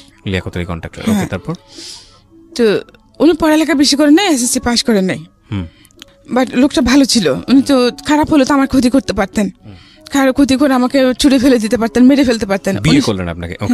হ্যাঁ, তো উনি বিয়ে করে ভাড়া করে লাগলো আমাকে। 6 মাস পরে ওনাদের বাড়িতে নিয়ে গেল, ওনার মা এসে নিয়ে গেলেন। তখন ওদের বাড়িটা অনেক বড়, হ্যাঁ, কিন্তু ওদের যেরকম বড় বাড়ি, ওদের কালচার কিন্তু সেরকম না। কেউ পড়ালেখা করে না, কেউ শিক্ষিত না। হ্যাঁ, মানে চিটংয়ের স্থায়ী লোকদের, আদিবাসী চিটংদের যেরকম কালচার সেরকমই। আচ্ছা, বিহেভ টিহেভ কোনো কিছু ঠিক নেই। আচ্ছা ঠিক আছে, আমাকে নিয়ে গেছে, আমি থাকতেছি। পরে জানতে পারলাম যে দেখি কি যে আমার শাশুড়ি নাকি আমার হাজবেন্ডের জন্য 8টা কেস করেছেন। মানে মা হয়ে সন্তানের জন্য 8টা কেস? ও সব সম্পত্তি নিয়ে। তো আমার বিয়ের পরেও মানে তখন 3টে, যখন আমাকে বিয়ে করতেছে তখন 3টা কেসে রায় হয়েছে। উনি খালাস পেয়েছেন, উনি দোষী না। আচ্ছা, তার বিয়ের পর আর বাকি 5টা হয়েছে। তো যাই হোক, ওখানে আমি সংসার করতেছি, কিন্তু আমার শাশুড়ি আমাকে টোটালি সহ্য করতে পারেন না। হ্যাঁ, আমি গরিবের মেয়ে, আমাকে বিয়ে করে ওনার ছেলে কিছু পাই নাই। হ্যাঁ, সেজন্য উনি আমাকে খুব টর্চার করতেন, আমার শাশুড়ি। এমন অবস্থা হয়েছে যে আমি ঘরে সব কাজকর্ম করলাম। ওনার 8টা মেয়ে, 2টা মেয়ে বিয়ে হয়েছে, বাকি সবগুলো ছোট ছোট। তো ওদের পায়খানা প্রস্রাব সব আমি পরিষ্কার করতাম, কাপড়, মানে আমার বাচ্চার মতন আমি বড় করেছি ওদেরকে। ওরা কিন্তু আমার গায়ে হাত তুলতে দ্বিধা করে নাই। তো পরবর্তীতে দেখি কি, এই অবস্থার মধ্যে আমার ছেলেটা হলো সেকেন্ড ছেলে, ওখানে বড় 93 নম্বরের 26 তারিখ আমার ছেলে হলো। ভালো ছিলাম। ছেলে যখন 2 বছর, তখন উনি আরেকটা বিয়ে করলেন। মানে আপনি ওনার ফার্স্ট ওয়াইফ ছিলেন? জি। আচ্ছা, বিয়ে করছেন যে মানে এটা ওনার বড়ুয়া ছিল। ওনার ওই মহিলারও আগে বিয়ে হয়েছিল, আগে করে ওনার ছেলে আছে। তো উনি পড়ালেখা জানতেন না। এখানে মানে সবাই বলতে শুনেছি মহিলাটা ভালো ছিলেন না। তো ওই রকমের মধ্যে উনিও মানে ওনার কয়েকজন ফ্রেন্ড নিয়ে মেয়েটাকে এনেছে। তারপরে ওনার ভালো লেগে গেছে, ওনাকে বিয়ে না করে ওভাবে রেখে দিয়েছে। মানে আলটিমেটলি আপনার মতোই কিছুটা কেস? হ্যাঁ, তো ওনাকে বিয়ে করে না করে মানে ওখানে আরেক জায়গায় ভাড়া করে নিয়ে রেখে দিয়েছে। ওখানে ওনার একটা ছেলে হয়। তো যাক 2 বছর এখানে ওইরকম রাখার পরে ওনার মানে একেবারেই উনি ফকির হয়ে যান। কোনো কাজকর্ম করেন নাই, জমানো যা ছিল সব খেয়েছে সব। তারপরে বলতেছে মানে এখন আমি কি করবো? তো আমি বলছি ঠিক আছে, ভালো হোক বা খারাপ হোক, তুমি তো আমার সব কিছু। তো আমি সেলাই কাজ করতাম, তখন আমার একটা সেলাই মেশিন ছিল, ওটা বিক্রি করে ওদের ওখানকার বাসা ভাড়াটা দিয়ে বাড়িতে চলে আসে। তারপরে আমার নতুন অধ্যায় শুরু হলো আমার লাইফে। আমি ভাবছিলাম কি, তা আমি ওর সাথে সতীনের মতো থাকবো না, আমি মানে বান্ধবীর মতো থাকবো, বোনের মতো থাকবো। তা আমি সারাদিন কাজকর্ম সব করতাম, ও কোনো কাজ করতাম না। ও সন্ধ্যাবেলা ওই আমার স্বামী আসলে যে ও কিন্তু প্রচুর ড্রিঙ্ক করতো। মানে আপনার হাজবেন্ড ড্রিঙ্ক করতো? প্রচুর ড্রিঙ্ক করতেন। তো ওকে বলতেন, আমি ওকে গালি দিয়েছি, এই করেছে সেই করেছে, পরে আসে উনি আমাকে মারতেন। তারপরে এইভাবে এক সময় যে আমার বড় মেয়েটা পেটে আসলো। তারপরে বড় মেয়ে হওয়ার পরে যে উনি কমপ্লিটলি আমার সাথে সব সম্পর্ক ছিন্ন করে ফেলেন। আমরা একই ঘরে থাকি, কিন্তু কেউ কারোর দিকে তাকায় না। উনি আমাকে দেখলে চোখ নিচু করে ফেলেন, আমার সাথে কোনো সম্পর্ক নেই। এইভাবে থাকার পর আমার মেয়ের বয়স যখন 2 বছর হলো, 2 বছর পড়ছে, তখন আমার সতীন কি করছে, একদিন আমার সতীনের ফুফু, মা, আবার ওনার 2 ভাই এখানে ওই বাড়িতে থাকতেন আমাদের সাথে। ওরা সবাই মিলে আমাকে সকাল 10টায় বের করে দিয়েছে। আমার ছেলে মেয়ে 2টা নিয়ে, 2টা শাড়ি, একটা টাওয়েল, আমার একটা মশারি, আর আমার ছেলের মেয়ের কয়েকটা কাপড় নিয়ে একটা কালো ব্যাগের মধ্যে দিয়ে 150 টাকা দিয়ে আমাকে বার করে দিচ্ছে। আমার হাজবেন্ড এখন বসা ছিল সকাল 10টায়। তো বলতেছে, তো আমি যখন ওকে বলছি, ও বলছে যে চলে যাক, বার করে দে, আমার আধা কেজি চাল বাঁচবে। ঠিক আছে, চলে গেছি। কোথায় যাবো সেটা জানে না। তারপরে আমার সতীনের ভাই আমাকে একটা সিএনজি এনে তো গাড়িতে তুলে দিল। আমি বহদ্দারহাট চলে গেলাম।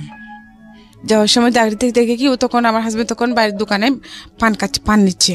তো বহদ্দারহাট গিয়ে আমাকে একটা গাড়িতে, একটা যে কক্সবাজার গাড়িতে তুলে দিল, কিন্তু কোনো গাড়ি ভাড়াটা দেয় নাই। তো যখন গাড়ি ভাড়ার জন্য আসছে, তখন আমি আমার কাছে যে টাকাগুলো ছিল ওইটা দিচ্ছি, বলে যে আরও লাগবে। আমি আমার কাছে আর কোনো টাকা নেই। সুপারভাইজারকে যখন এটা বলছি, তখন উনি বলছে যে আপনি যাবেন কোথায়, আপনার বাড়ি কোথায়? তখন আমি বাড়ির কথা বললাম, বাড়ির ঠিকানা বললাম, যে আপনি তো আমাদের এলাকার মেয়ে, ঠিক আছে আপনার বাড়ি। এর আগে কি আপনি আর বাড়ি যাননি? এই যে বাড়ি থেকে বের এত বছরের মধ্যে 8 বছর হয়ে গেছে, এর মধ্যে এই 8 বছর পরে বাড়ি যাচ্ছে। হ্যাঁ 8 বছরের মধ্যে আমাকে বাড়িতে যেতে দেয় নাই। মানে আপনার ছেলেটা তখন আপনার মায়ের কাছে কি অবস্থায় আছে আপনি জানেন না? জানে কোনো খোঁজ খবর জানে না, বড় ছেলেটা। আর তখন আপনার এই ঘরে হচ্ছে কয় ছেলে মেয়ে? 2টা ছেলে মেয়ে। 2টা ছেলে মেয়ে। তখন আপনি নিজের সাথে আপনার সাথে কি একটা মেয়ে শুধু? হ্যাঁ না, আমার ছেলে আবার মেয়ে দুটোটাকে আমাকে দিয়ে দিছে।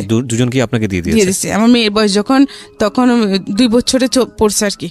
ছেলের বয়স 5 বছর, ছেলে 6 বছর, মেয়ে 2 বছর। আচ্ছা, তারপর এখন আমি চিন্তা করতেছি এত বছর পরে আমি যে বাড়িতে যাব, কিন্তু কে আছে না কেউ জানি না, কিছু জানি না। তখন তো আমাকে বের করে দিয়েছিল, এখন আমাকে কিভাবে অ্যাকসেপ্ট করবে? হ্যাঁ, তো এটা চিন্তা করতে করতে কি করছি, আমি আমার মায়ের নানার বাড়িতে চলে গেছি।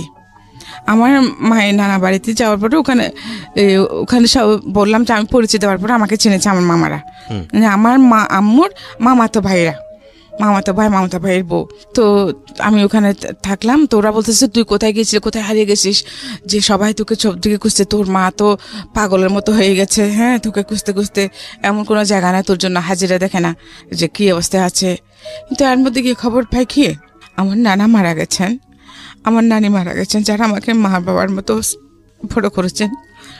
আমার মামা 2টাও মারা গেছেন, আমার মামাতো ভাই মারা গেছেন, আমার চাচা ছিলেন উনি মারা গেছেন, আমার 2টা ফুফু ছিল, 2 ফুফুই মারা গেছেন এই 8 বছরের মধ্যে।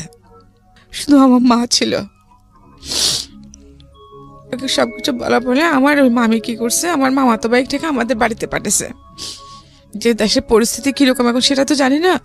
তারপরে ওনার ছেলেকে পাঠাইলেন যে আমার মাকে যেন চুপি চুপি বলে আমি আসছি।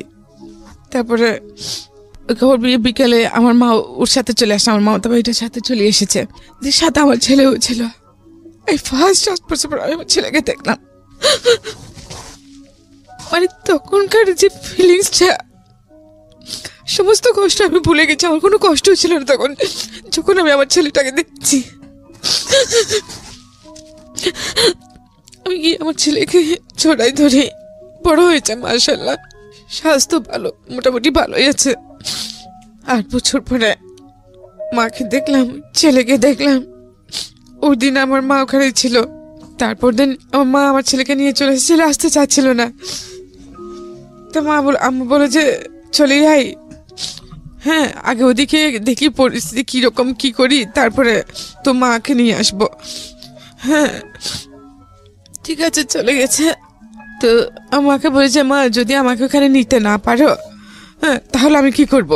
তো আমার মামা বলে যে চিন্তা করিস না। তারপর সাথে আমাকে আরো একজন মহিলা দিলেন সিনিয়র। তো ওনার সাথে সাথে আমি ফিল্ডে যাইতাম কাজ করার জন্য। তো এরকম করতে করতে আমি কয়েকটা পলিসি করি, কয়েকটি বিমা করি, কয়েকজন মানুষকে বিমা করাই। তো করানোর পরে ওখানে থেকে আমি কিছু টাকা পয়সা পাই। টাকা পয়সা পাওয়ার পরে কয়েকটা বিমা করে না, 1 লাখ টাকার বিমা করালে আমি ওখানে 7-8 হাজার টাকা পাইতাম। তো আমি একসাথে কয়েকটা যখন বিমা করে আমি বেশ কিছু টাকা পাই। তো ওই টাকাগুলো দিয়ে আমি কি করলাম, আমার মাকে একটা 2 রুম করে একটা টিনের ঘর করে দিলাম। আচ্ছা, টিনের ঘর করে দিলাম। ঘর করে তারপর আমার মাকে নিয়ে আমি এখানে থাকতেছি। থাকার পরে কিন্তু এখানে যে আমি একটু এমনিতে তো খুব সুন্দরী ছিলাম, তারপরে একটু যে স্টাইলিশ চলাফেরা করতাম। তো এটা কিন্তু তখনও পর্যন্ত আমাদের সমাজ অ্যাকসেপ্ট করতেছে না।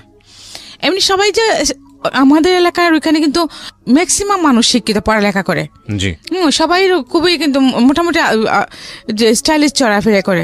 বাট আমারটা অ্যাকসেপ্টেবল না, যেহেতু আমি গরিবের মেয়ে।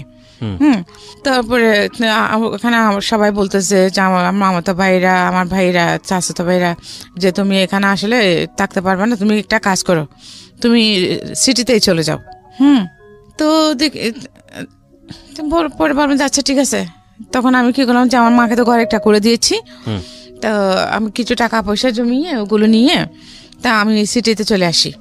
আসলে আমি সিটিতে আসার পিছনে আরেকটা কারণ ছিল, আমি সিটিতে আসতাম না। হ্যাঁ, সবচেয়ে বড় কারণ যেটা ছিল সেটা হচ্ছে কি, আমি এরকম এই যে ইন্স্যুরেন্সের কাজ করি, এই পলিসি আনতে গিয়ে এক জায়গায় একটা রাতে মানে আমাদের ব্রাঞ্চ ম্যানেজারের সাথে গিয়েছিলাম। তো ওখানে যে জায়গায় আমাকে নিয়ে গিয়েছিল, ওখানে আমাদের 2জন ব্রাঞ্চ ম্যানেজার ছিলেন। হ্যাঁ, তো ওর সাথে আমিও ছিলাম, আমাকে নিয়ে গেছিল, পলিসিটা আমারই ছিল। তো ওই রাতে আমি ওখানে লেফট হই। কি বলেন? হ্যাঁ, ওদের এলাকাটা ওদেরই ছিল। তো যে কারণে আমি এটা আমাদের এখানে প্রেসিডেন্টকে বিচার দিয়েছি, কিন্তু কিছুই হয় নাই। আচ্ছা, কোনো কেস কাছারি করেনি, মামলা করেনি? না। তো এখন মামলা তো করবো যে আমার যেহেতু বাচ্চা কাচ্চা আছে, আমার ওখানে এমনিতে ওখানে পরিস্থিতি তো সেরকম ছিল না, তখন আরো বেশি খারাপ হয়ে যাবে। আজকের মতো পরিস্থিতি ছিল না, না এখনকার মতো পরিস্থিতি তখন ছিল না। তো এই জন্য আমি আর মামলা টামলা করি নাই। আর যেহেতু আমি যাকে দৌড়াবো তার পিছনে তো আমাকেও দৌড়তে হবে, তো ওই দৌড়ানোর সময় তো আমার ছিল না। তো এইসব কিছু চিন্তা করে তা কিছু করি নাই। কিন্তু উনি আমাকে বললেন যে এখানে আমাদের হেড অফিসের যে প্রেসিডেন্ট চেয়ারম্যান, ওনাকে বিচার দিতে। হ্যাঁ, তো উনি যেহেতু করছেন না, আর উনি কি করবেন, সেম কথাই তো শুনবো। সেই জন্য আমি ওখানকার চাকরি ছেড়ে সিটিতে চলে আসি। টাকা পয়সা যা ছিল আমাকে একটা ঘর বেঁধে দিলাম, বাচ্চাদের জন্য দিয়ে কিছু, বাকি কিছু নিয়ে আমি এখানে চলে আসলাম। তো এখানে আসলাম, এখানে একটা সেলাইয়ের উপর কোর্স, গার্মেন্টসের আইটেমের উপরে একটা কোর্স করলাম, যে AFRLs-এর মধ্যে। তারপরে চাকরি করবো আর কি। কোর্সটা শেষ হল 3 মাসের কোর্স। তো উনি বললেন যে আপনি এখানে কোর্সটা শেষ করলে আমরা আপনাকে ভালো জব দেবো গার্মেন্টসের, যেহেতু আমার পড়ালেখাও তেমন নেই। তো ঠিক আছে, করতেছি। তো ওইখান থেকে আবার বাড়ি যাওয়ার পথে এক ভদ্রলোকের সাথে আমার পরিচয় হয়। ওনারাও তখন কক্সবাজার যাচ্ছিলেন। তো মানে আমি টিকিট নিতে গেছি, তো এখন মহিলা বলে ওরা আমার কথা শুনতেছে না, মানে ছেলেদেরকে পুরুষদেরকে সব আগে দিচ্ছে। ওনারা 4 জন ছিলেন। তখন আমি বললাম যে ভাইয়া আমাকে একটা টিকিট নিয়ে দেন, আমি অনেকক্ষণ যাবো দাঁড়িয়ে আছি, বাট উনি আমার কথা শুনতেছেন না, বদ্দারহাট। তারপরে উনি আমাকে ওই টিকিট নিয়ে দিলেন, এবং ওনারা 4 জনের জন্য সার্সিট নিয়েছেন, আর পিছনের সিটটা আমার জন্য নিয়েছেন। তো কি করছেন, এখন আমার পাশে আরেকটা লোক বসছে, তা আমি এখানে। তো শেষ আমি ওনাকে বললাম, যে উনি ওটা বুঝতে পারছেন যে আমি আনইজি ফিল করছিলাম। তো উনি বললেন যে আপনি যদি আনইজি ফিল করেন আমি কি ওদিকে আসবো? তা আমি বলছি যে হ্যাঁ আসেন। ওনার সাথে কথাবার্তা বলে একটু পরিচয় হয়েছে ওনাদের সাথে। তো আমি বলছি ঠিক আছে আপনি আসেন। তখন ওই ভদ্রলোকের তুলে দিয়ে উনি আসি বসতেন ওখানে। তো ওনার সাথে পরিচয়, তারপরে মাঝখানে গাড়ি বিরতি নিল, ওখানে খাইতে নামলাম আমরা। ওনারা বলেন মানে আমি শুদ্ধ খাবো। নেমেছি, কিন্তু যে রেস্টুরেন্টে আমরা খেতে ঢুকেছি ওখানে আমার বড় আপার দেবর ছিল একটা। আচ্ছা। তো উনি আমাকে যখন দেখছেন, উনি খেয়ে উঠেছেন, আমাকে দেখার সাথে সাথে উনি অর্ডার দিয়ে দিয়েছেন আমার জন্য। তখন আমি আরও তাদের সাথে খাই নাই, ওখানে খাইলাম। তো ওনারা যখন ফ্রেশ হয়ে আসছেন, তো আপনি খেতে বসছেন, আমি যে হ্যাঁ, আমি পরিচয় করে দিলাম। ও যে আচ্ছা ঠিক আছে। তো উনি আমাকে আমার চিটংয়ে আমি যেখানে এসি কি ওখানকার অ্যাড্রেস নিয়ে নিয়েছেন। আমি অ্যাড্রেস দিয়েছি, উনি বলছেন আমরা 4 দিন থাকবো ওখানে, 4 দিন পরে চলে আসবো। কি শেখা ওটা? এই যে গার্মেন্টসের উপরে, মানে সেলাই কোর্স, গার্মেন্টসের আইটেম গুলোর উপরে। আচ্ছা আচ্ছা। প্যান্ট এগুলো। মানে এতদিন ছিলেন হলো বীমা কোম্পানিতে, এখন চলে যাচ্ছেন গার্মেন্টসে। হ্যাঁ, মানে এই ঘটনার পরে। জি। তা বাট ওই জিনিসটা আমাকে খুব করে খাইতো সারাক্ষণ, যে সেই ছোটবেলা থেকে শুধু আমার এই যে আমার স্কিনটার জন্য আমি সব প্রতি মুহূর্তে বাধাগ্রস্ত হয়েছি। আমার প্রতি আমার একটা ঘৃণা আসে গেছে, ইভেন পুরুষ জাতটার প্রতি আমার টোটালি ঘৃণা আসে গেছে। হ্যাঁ, আমি পুরুষদেরকে টোটালি সহ্য করতে পারতাম না। যেখানে এরপর থেকে আমি এমনই ক্রেজি হয়ে গেছিলাম যে কোনো ছেলে আমাকে রাস্তাঘাটে কিছু হলে চিজ করলে, আমি পারি বা না পারি, আমি ওদেরকে মারামারি করতে নামে যেতাম। আমি এরকম হয়ে গেছিলাম, মেরেছি, অনেক মারামারি করেছি। ইভেন আমার মেয়েগুলোকে যে আমি এত বড় করেছি, এলাকার মধ্যে আমি যেখানে আছি সেখানে আজকে 20 বছর চলতেছে। আমি একদম সিঙ্গেল মাদার হিসেবে বড় হচ্ছে না বাচ্চাদেরকে। আজ পর্যন্ত আল্লাহর রহমতে কেউ কিছু আমার মেয়েদের দিকে চোখ তুলে তাকাতে পারেনি। বিকজ আপনার অভিজ্ঞতা আছে, আপনি ধরনের ঘটনা ফেস করেছেন, আপনি জানেন যে আমি চাই না আমার মেয়েদেরকে ধরুন কিছু ফেস করতে হোক। যেমন আমার ছোট মেয়েটা, তা আল্লাহর রহমতে আপনি দেখছেন, ওকে কোনো একটা ছেলে যদি কিছু বলে, ও সাথে সাথে আমার মেয়েগুলো আমাকে বলে, বন্ধুর মতো বড় করেছেন। মানে আপনার নিজের জীবনের অভিজ্ঞতা কাজে লাগিয়েছেন। মাশাআল্লাহ, আপনার 2 মেয়ে অসম্ভব সুন্দর দেখতে। আপনি ওই জায়গাটা একটু যান, গল্পের ধারাবাহিকতা আমরা সামনের দিকে আগাই। যেটা বলছিলেন যে আপনি ট্রেনিং নেওয়ার জন্য যাচ্ছেন সিটিতে, এরপর আমি বাড়িতে গেলাম। তখন বাড়িতে গিয়ে আমার ছেলে মেয়েদেরকে দেখে 2-3 দিন পর আমি চলে আসলাম। তারপরে আমি একদিন ক্লাস করতেছি, ওইটা আমি দেখে গিয়ে যে ভদ্রলোকের সাথে আমার গাড়িতে পরিচয় হয়েছিল উনি ওখানে হাজির। তো আমি ক্লাস শেষ করে, আমার 2টা পর্যন্ত ক্লাস ছিল, আমি ক্লাস শেষ করে বের হলাম। তো ওনার সাথে গেলাম, উনি বলছে আপনি এখানে থাকেন কোথায়? তো আমি বলছি যে কি, আমার এক বান্ধবী আছে এখানে, আমার এক ক্লাসমেট ছিল, ওর বাসা আছে এখানে, ওর হাজব্যান্ড ইঞ্জিনিয়ার, আমি ওর ওখানে আছি আপাতত। পরে যেহেতু আমার এখন টাকা পয়সা না, চাকরি বাকরি হয় নাই, এখন পেইং গেস্ট হিসেবে আছি, পরে কোথাও উঠবো।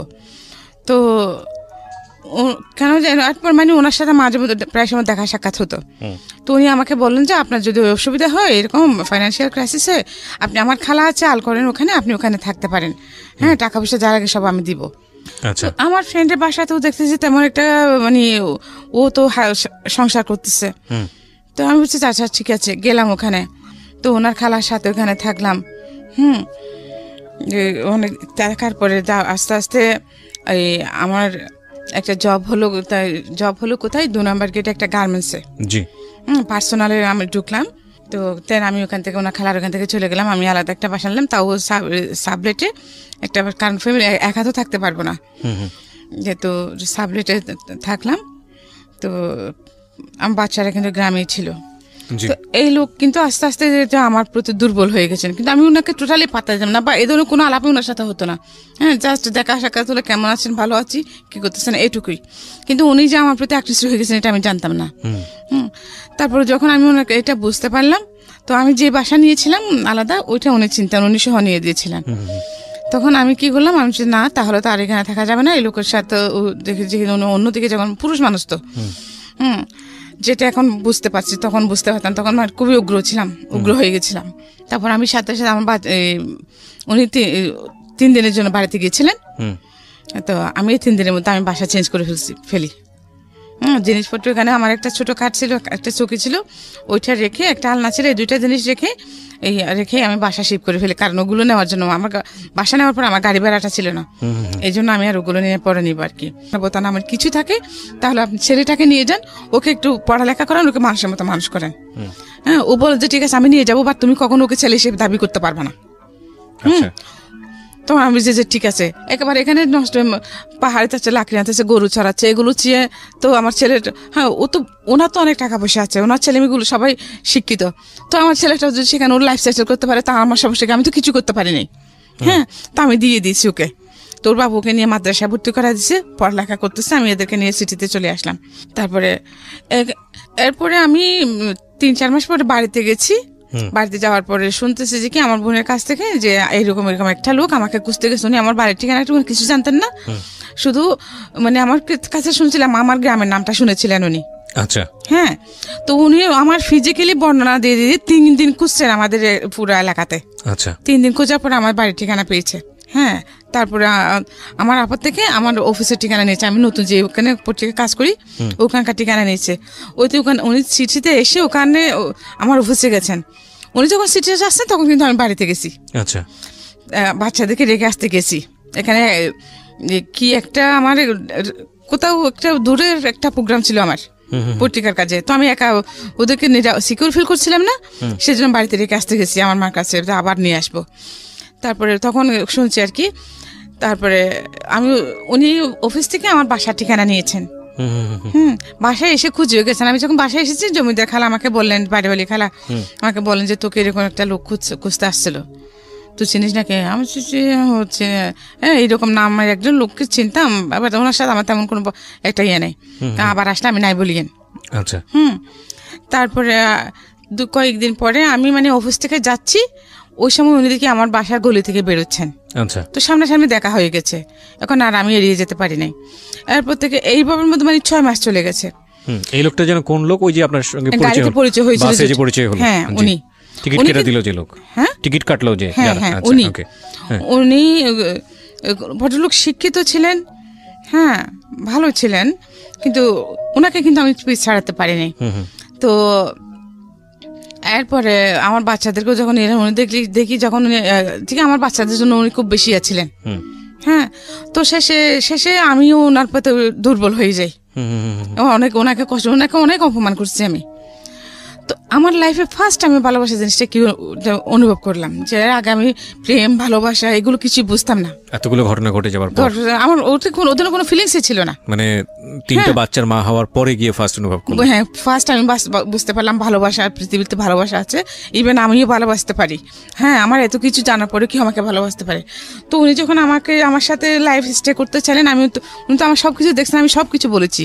হ্যাঁ, ইভেন আমি আমার রেফ হয়েছে ওটাও বলেছি, লোকাই না কিছু, যে তুমি যদি আমার সাথে লাইফ লিড করতে চাও।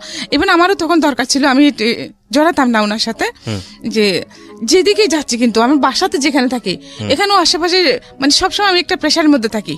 ওই যে শুধু আমার একজন পুরুষ লোক নাই বলে, সাইনবোর্ডটা নাই বলে, হ্যাঁ সিঙ্গেল মাদার আমি, এই কারণে আমি সবসময় একটা প্রেশারের মধ্যে থাকতাম।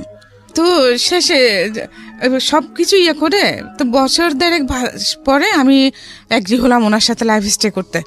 হ্যাঁ, তারপরে তখন উনি কিন্তু সম্পূর্ণ বেকার ছিলেন। হ্যাঁ, উনি ছিল ভদ্রলোকের, আমি কি নামটা বলতে যাচ্ছেন না? নামটা হ্যাঁ বলতে, ঠিক আছে, সমস্যা নেই। হ্যাঁ, তারপরে কিন্তু থাকতেছি যে ওনার টাকা পয়সা ছিল না, তখন উনি বেকার ছিলেন, আমি জব করতেছি, সবকিছু আমি করতাম। তো যে 1-1.5 বছর যে লোকটাকে আমি প্রতি মুহূর্তে অপমান করেছি, হ্যাঁ, মানুষ একটা মুরগি থাকলে ওটার প্রতি একটা মায়া বসে যায়, তো উনি কিন্তু সবকিছু নীরবে সহ্য করছেন। আচ্ছা, হ্যাঁ, তো কিন্তু অল টাইম আমার বাচ্চাদের সাথে নিয়ে থাকতেন উনি। বাচ্চারাও মেনে নিয়েছিলেন? হ্যাঁ, আমার বাচ্চাদেরকে মেনে নিয়ে থাকতেন, আমার বাচ্চাদেরকে সবকিছু জানতেন, আমাদের বাড়িতে গেছেন, সব দেখেছেন। হ্যাঁ, তো সবকিছু মেনে নিয়েই কিন্তু উনি আমার সাথে কন্টিনিউ হতে চাইলেন। তারপরেও আমি 1.5 বছর সময় নিয়েছি, পরে হ্যাঁ করলাম। তারপরে যে উনি আমাকে বললেন যে দেখো, আমি ওনার টাকা নাই, আমি ওনাকে টাকা দিলাম, 3,000 টাকা দিলাম যে আমাদের বিয়ে রেজিস্ট্রি করার জন্য। হ্যাঁ, উনি দেখি সেদিকে খরচ করে ফেললেন, কিন্তু বিয়েটা রেজিস্ট্রি করলেন না। বাট আমরা কিন্তু একসাথে থাকতেছি তখন। আচ্ছা, তো রেজিস্ট্রি করলেন কিন্তু বিয়ে করলেন না? রেজিস্ট্রি করলো না, বিয়েটা রেজিস্ট্রি করে নাই। মানে বিয়ে করলো কিন্তু রেজিস্ট্রি করলো না, মানে জাস্ট কবুল বলাটা করলো ধর্মীয় বিধান অনুসারে, কিন্তু রেজিস্ট্রিটা করে নাই। আমি ওর জন্য ওকে 3 বার টাকা দিয়েছি, হ্যাঁ, কিন্তু ও সেটা করে নাই। আচ্ছা, তখন ও আমাকে বলতো যে দেখো তোমাকে আমাদের বাড়িতে নিয়ে যাব, হ্যাঁ, কিন্তু আমার একটা ছোট বোন আছে, ওটা LLB পড়তেছে, ওর একটা বিয়ে শাদী হয়ে যাক, তা না হলে এখন আমি যেহেতু গ্রামের পরিবেশ জানো তুমি, মানুষ যত শিক্ষিত হোক, হ্যাঁ, আমরা সংস্কার মুক্ত না, ওগুলো সমাজের লোকেরা বলবে যে আমি একটা বিবাহিতা মেয়েকে বিয়ে করেছি, এই সেই। তো আমি আচ্ছা ঠিক আছে, পরে তোমার ব্যাপারটা, আমার বোন বিয়ে হয়ে গেলে তোমাকে আমাদের বাড়িতে তুলবো। এরপরে 2001 সালের দিকে ওর চাকরি হলো, 2002 সালে ও একটা ওই যে লোহা টোহা বানাজের স্টিল কি বলে এগুলো, ঠিক আছে, সমস্যা নেই, যে কোনো একটা জায়গায় চাকরি বানাজে এগুলো, রোলিং মিল। আচ্ছা, রোলিং মিলের শোরুমে ওর চাকরি হলো, কাজ করে ভালো ইনকাম করতেছে, কিন্তু সাথে সাথে ও চেঞ্জ হয়ে গেছে। আমাকে বিয়ে করার আগে কিন্তু ওর সাথে একটা মেয়ের সাথে বেশ কয়েক বছর রিলেশন ছিল, মেয়ের মা ওকে দেয় না, উনিও ওই মেয়ের বাড়িতে লজিং মাস্টার ছিলেন। তো ওইখানে পড়াতে মানে সম্পর্কটা হয়ে যায়, কিন্তু মেয়ের মারা মেনে নেয় নাই। উনি এগুলো আমাকে সব বলেছেন। তো ঠিক আছে, মেনে নেয় নাই। এরপরে ও মেয়েটার প্রতি উনি আবার ইনভলভ হয়ে গেছেন মেয়েটার সাথে। তো আমার একটা বদ অভ্যাস আছে কি, আমার অনেকগুলো ব্যাড হ্যাবিট আছে, তার মধ্যে একটা হলো কি যে আমি নিজের চোখে না দেখে এবং নিজের কানে না শুনলে কখনো কারোর কথা বিশ্বাস করি না। এটা খুব ভালো অভ্যাস, এখনো আমি এরকমই। আচ্ছা, তো ওরা আমাকে বলতো, আমি শুনতাম, বাট আমি কখনোই ওকে সার্চ করি না এটা নিয়ে। একদিন আমি এরপরে কিছুদিন আগে ওর যখন চাকরি হয়, তখন আমরা দুজনে একসাথে বেরিয়ে যেতাম। ও একদিকে চলে যেত, আমি একদিকে চলে যেতাম, দুজনের ওই দুদিকে। তারপরে আবার আসার সময় কিন্তু আমাকে ফোন করতো, অফিসে ফোন করতো, তো আমি বলছিলাম তুমি বের হচ্ছ, হ্যাঁ বের হতাম, তারপর দুজন একসাথে আসতাম এরকম। তারপরে দেখি কি ও কিছুদিন যাবো তাই আমার সাথে যাচ্ছে না, একটা বাহানা দিয়ে বাসা থেকে যাইতো, হ্যাঁ, মেয়েটাকে রাখার কিছুদিন মাস 2 পর থেকে। তারপরে আমি কিন্তু ওটা মাইন্ডে টোটালি ছিল না, কারণ আমার মতো একজন ওয়াইফ থাকতে যে এইরকম একটা মেয়ের দিকে চোখ দেবে প্রশ্নই আসে না। এটা আমি বিশ্বাস করতাম না, কারণ হ্যাঁ আমি হতে পারি আমি পড়ালেখা কম, বাট আমি যেহেতু বিভিন্ন রকম মানুষের সাথে আমি যে স্মার্ট কম ছিলাম না, কথাবার্তা সব দিক দিয়ে আমি মোটামুটি ভালোই তো ছিলাম, ওর জন্য পারফেক্ট ছিলাম। হ্যাঁ, আমাকে দেখলে তো এখন পর্যন্ত কেউ বলে যে আমার এত দুঃখ কষ্ট বা আমি গরিব, এটা কেউ বিশ্বাস করতে চায় না। হ্যাঁ, যে আমার অ্যাটিটিউড দেখে মনে হয় না আমি গরিব, এটা মনে হয় না, এটা কেউ বিশ্বাস করে না। ওই দিন আমার বাংতি টাকা ছিল না, গাড়ি ভাড়া দিব যে, তো আমি কিছু দূর এসে গেটের কাছাকাছি এসে আবার ফিরে গেলাম। ফিরে গিয়ে যে মানে গেছি, মানে ওর থেকে টাকা নিবো আর কি, খুচরা টাকা নিবো গাড়ি ভাড়া দেওয়ার জন্য। তো দরজা তো এমনি আবজানো ছিল, হুক লাগানো, ঠেলা দিয়েছি ঢুকে, যে আমার ছেলে মেয়ে দুটোটা ভিতরের রুমে, সামনের রুমে দেখি ও মেয়েটাকে জড়িয়ে ধরে চোখ বন্ধ করে আছে, মেয়েটা ওকে জড়িয়ে ধরে দাঁড়িয়ে আছে দুজনে। আমার বাসার কাজের মেয়ে, হ্যাঁ আমার বাসার কাজের মেয়ে আর আমার হাজবেন্ড, হ্যাঁ, একজন একে অপরকে জড়িয়ে ধরে দাঁড়িয়ে আছে, দুজনের চোখ বন্ধ। তখন মানে আমার মাথা ঘুরে উঠছে, তো আমি ওকে নাম ধরে ডাক দিলাম, ডাক দেওয়ার সাথে সাথে ও চমকে মেয়েটাকে ছেড়ে, যে মেয়েটাও মাথা নিচু করে দাঁড়িয়ে থাকছে। ও প্রথমে কিছু মতো বলছে তোর ছেলে বলছে যে তুই আমাকে চেক দিতে আসছিস না, পাঠটা কিন্তু আমার মাইন্ডে, আমি গেছি টাকার জন্য। তারপরে এটা বলে ও কি করছে, আমাকে এরকম করে ধরে ধাক্কা দিচ্ছে যে আমি নিচে পড়ে গেছি সিঁড়ি থেকে, সাথে সাথে অজ্ঞান হয়ে গেছে। আমার এখানে প্রচন্ড আঘাত লাগছিল। তারপর ও কিন্তু আমাকে প্রচন্ড টর্চার করতো, খুব বেশি মারতো। তারপর আমি ওকে প্রচন্ড রকম ভালোবাসতাম, ওকে যেরকম মারতো ওরকম ভালোবাসতো। ভালোবাসাটা আমি ওর কাছে শিখেছিলাম। ভালো আমাকে মারার কারণ হচ্ছে ও আমাকে খুব সন্দেহ করতো। তো এই ঘটনার পরে কি দাঁড়ালো, কি করলেন? এই ঘটনার পরে তো ওটা আমাকে ওই অবস্থার মধ্যে ফেলে পাশে বাসার একজন লোককে সহ ধরে নিয়ে আমাকে বাসায় ঢুকে দিচ্ছে। বাসায় ঢুকে দিয়ে ওর চাকরিতে চলে গেছে। তো তারপরে আমার 11টার দিকে যখন আমার সেন্স আসছে, তখন দেখি কি আমার ছেলে মেয়ে দুইটা আমার বুকের উপর পড়ে আছে, ঝুঁকি আছে আমার মুখের দিকে। তারপরে আমি অ্যাপ্রন পড়তাম অফিসে যাওয়ার সময়। আমি হ্যাঁ, তো ওইভাবেই আমি উঠলাম। ওঠার পরে ওদেরকে জিজ্ঞেস করছি, ওরা বলছে যে ওরা আব্বু ডাকতো। আচ্ছা, হ্যাঁ, ওটা আব্বু তো চলে গেছে। তখন ওই দিন কিন্তু আমার ওখানে মিটিং ছিল, ইমার্জেন্সি মিটিং, যে বাইরে থেকে ইন্ডিয়া থেকে ডেলিগেট আসবে। হ্যাঁ, তারপরে আমি চলে গেলাম। চলে যাওয়ার পরে আমাকে বস খুব রাগারাগি করলেন, তো আপনি কি হয়েছে আপনার? কিন্তু ও যে আমাকে টর্চার করতো, ওগুলো দাগ টাগ থাকতো, ওগুলো অফিসে সবাই জিজ্ঞেস করতো। আমি এখানে ব্যথা পাচ্ছি, সেখানে ব্যথা পাচ্ছি বলতাম। ও আমাকে টর্চার করার কারণ তো হচ্ছে আমাকে বিশ্বাস করতো না যে আমি সারাদিন জব করতাম। ওখান থেকে আসার পর আমাকে জিজ্ঞেস করতো কার সাথে কি করছি না করছি। অথচ আমাদের অফিসটা কিন্তু আপনাদের মতো এরকম ওপেন প্লেস। আচ্ছা, হ্যাঁ, সবার ডেস্ক আলাদা বাট ওপেন প্লেস। ওকে। তারপরে সে বিশ্বাস করতো না। ওখানে তো এরকম কোনো সিকিউর প্লেসই নাই, শুধুমাত্র চেয়ারম্যান এমডি ওদের কেবিন গুলো ছাড়া।